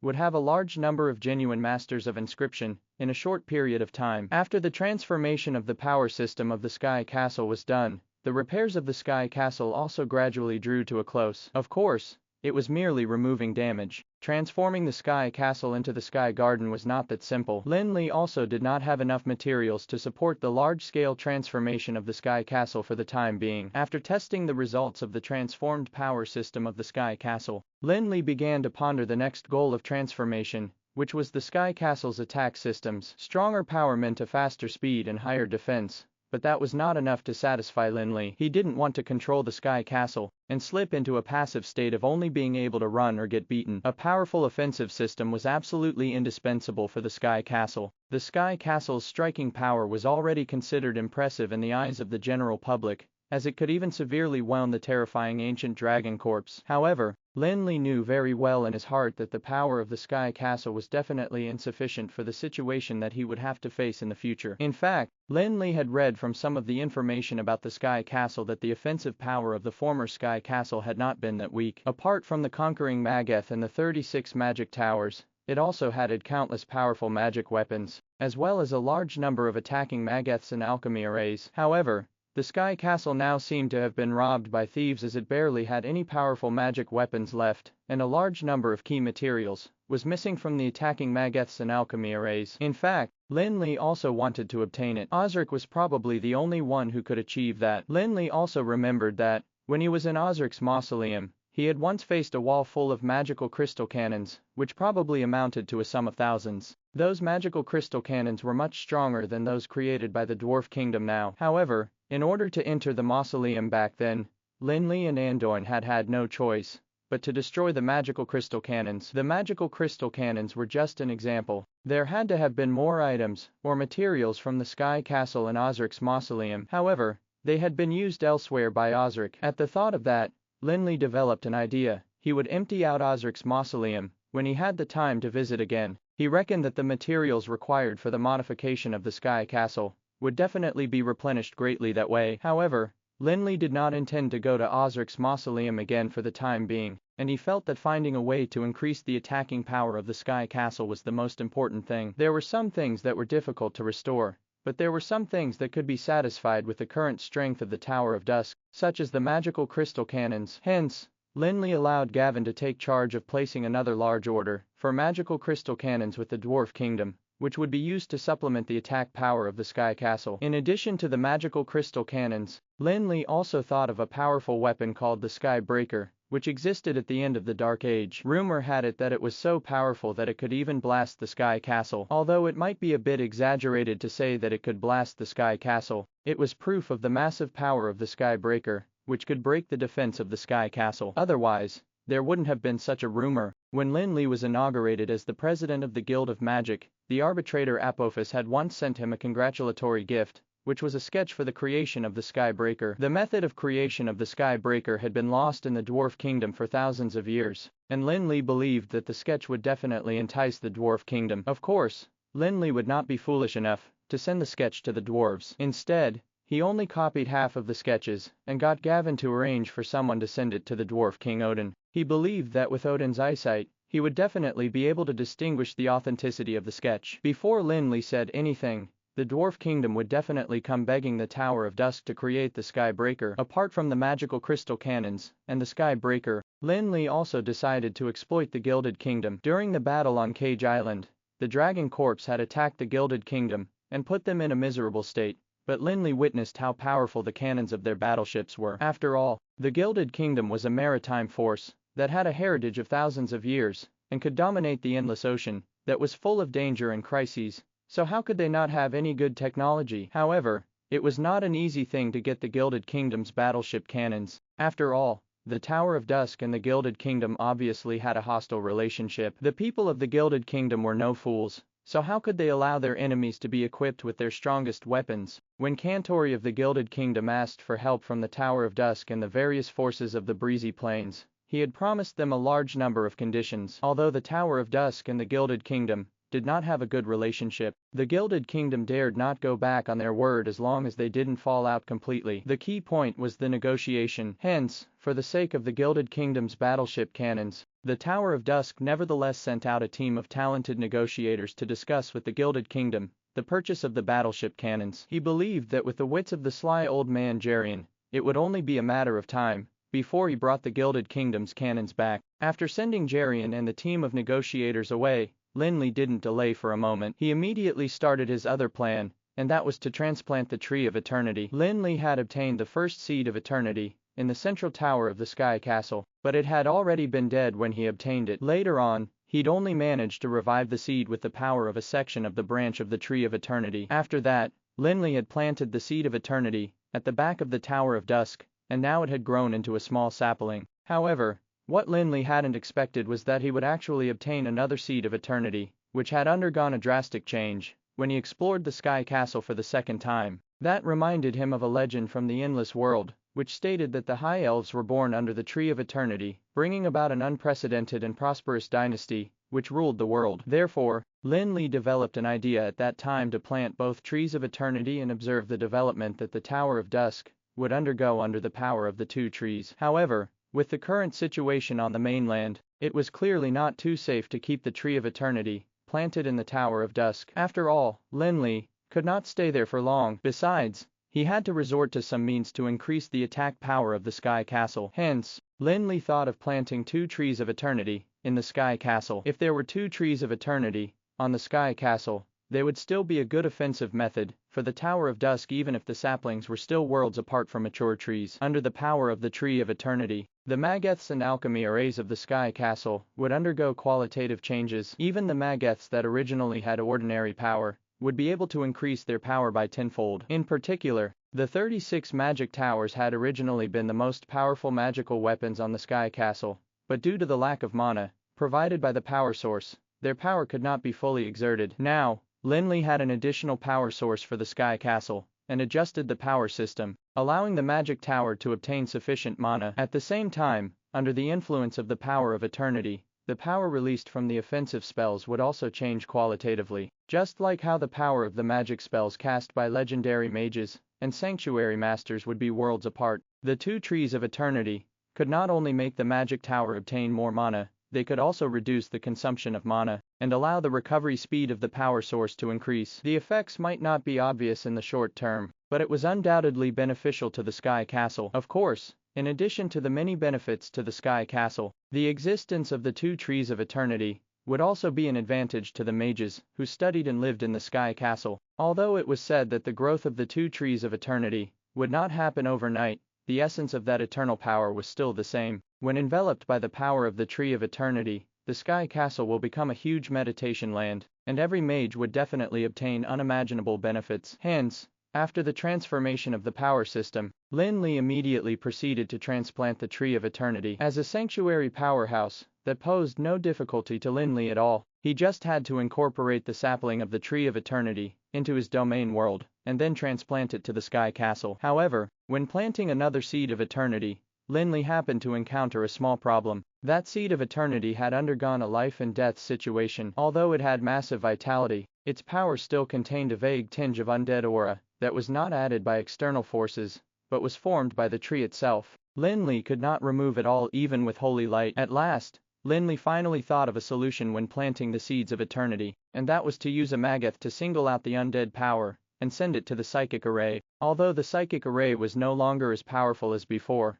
it was after all created by High Lord Osric, which was not something that ordinary magic arrays could compare to. Besides, the undead power of the Tree of Eternity might not be massive, but it was extremely pure, and could allow the psychic array to exert a fairly high power. After placing the two Trees of Eternity in the Sky Castle, Lin Li was finally able to catch his breath. At this point, the Sky Castle had not been completely modified and transformed into the Sky Garden's counterpart yet, but there were already drastic changes in its combat power. Although the restoration of the Sky Castle had yet to be completed at this point, there was no need for Lin Li to intervene too much, as everything was proceeding in an orderly manner, according to the plan he had formulated. However, Lin Li did not slack off, as he knew very well that he simply did not have time to waste given the current changes in Anral. After handing over all the work, Lin Li once again went to the inverted tower under Sky Castle, and entered Garesko's meditation land. However, Lin Li did not come alone this time. Instead, he brought along Conorus together with his two undead servants, Ufalusi and Norfaler. Although Conorus,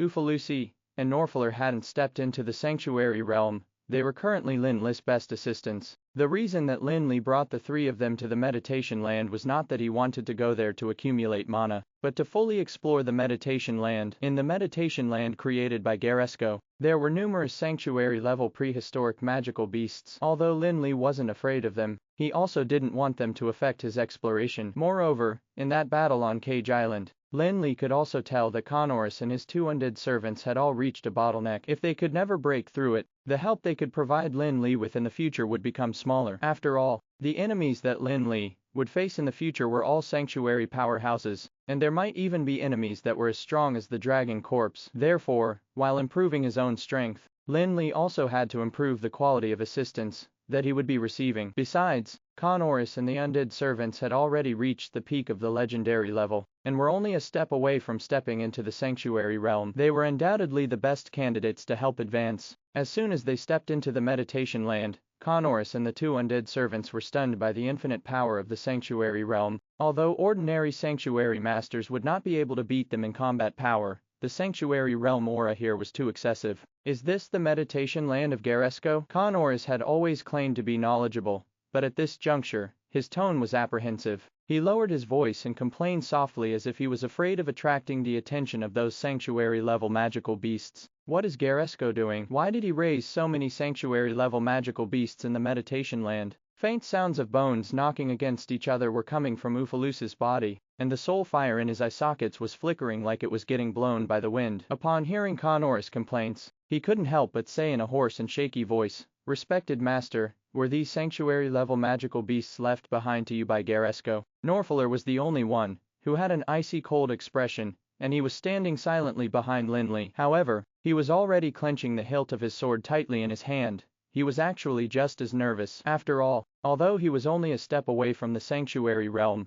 he was still at the legendary realm. The suppression of the sanctuary realm power was still effective on him. Yes, this is Garesko's meditation land, and these sanctuary-level magical beasts are indeed what he has left behind. However, we still have to rely on our own power to get what we want. Lin Li shook his head slightly. He hadn't been able to understand why Garesko had raised that many prehistoric magical beasts there. Could it be that Garesko was an animal rights activist? Oh, I see. There was some regret in Conorus' tone, and he obviously found it a shame that the numerous sanctuary-level magical beasts could not become Lin Li's assistants. If they could listen to a single person's gesture, the army they formed would probably be able to dominate Anral. Okay, let's not dwell on this any longer. I brought you here this time mainly to explore this space. This meditation land is definitely not the top of the tower, so I suspect that there might be a passage that leads to a higher level here. Lin Li began to tell Conorus and the others of his suspicions. Just like Lin Li said, there was an infinite number of books on the first floor of the inverted tower, while the second floor was the barbarous arena. The meditation land was only the third floor. So what did Garesko leave behind at the higher levels? That was what Lin Li really wanted to know. However,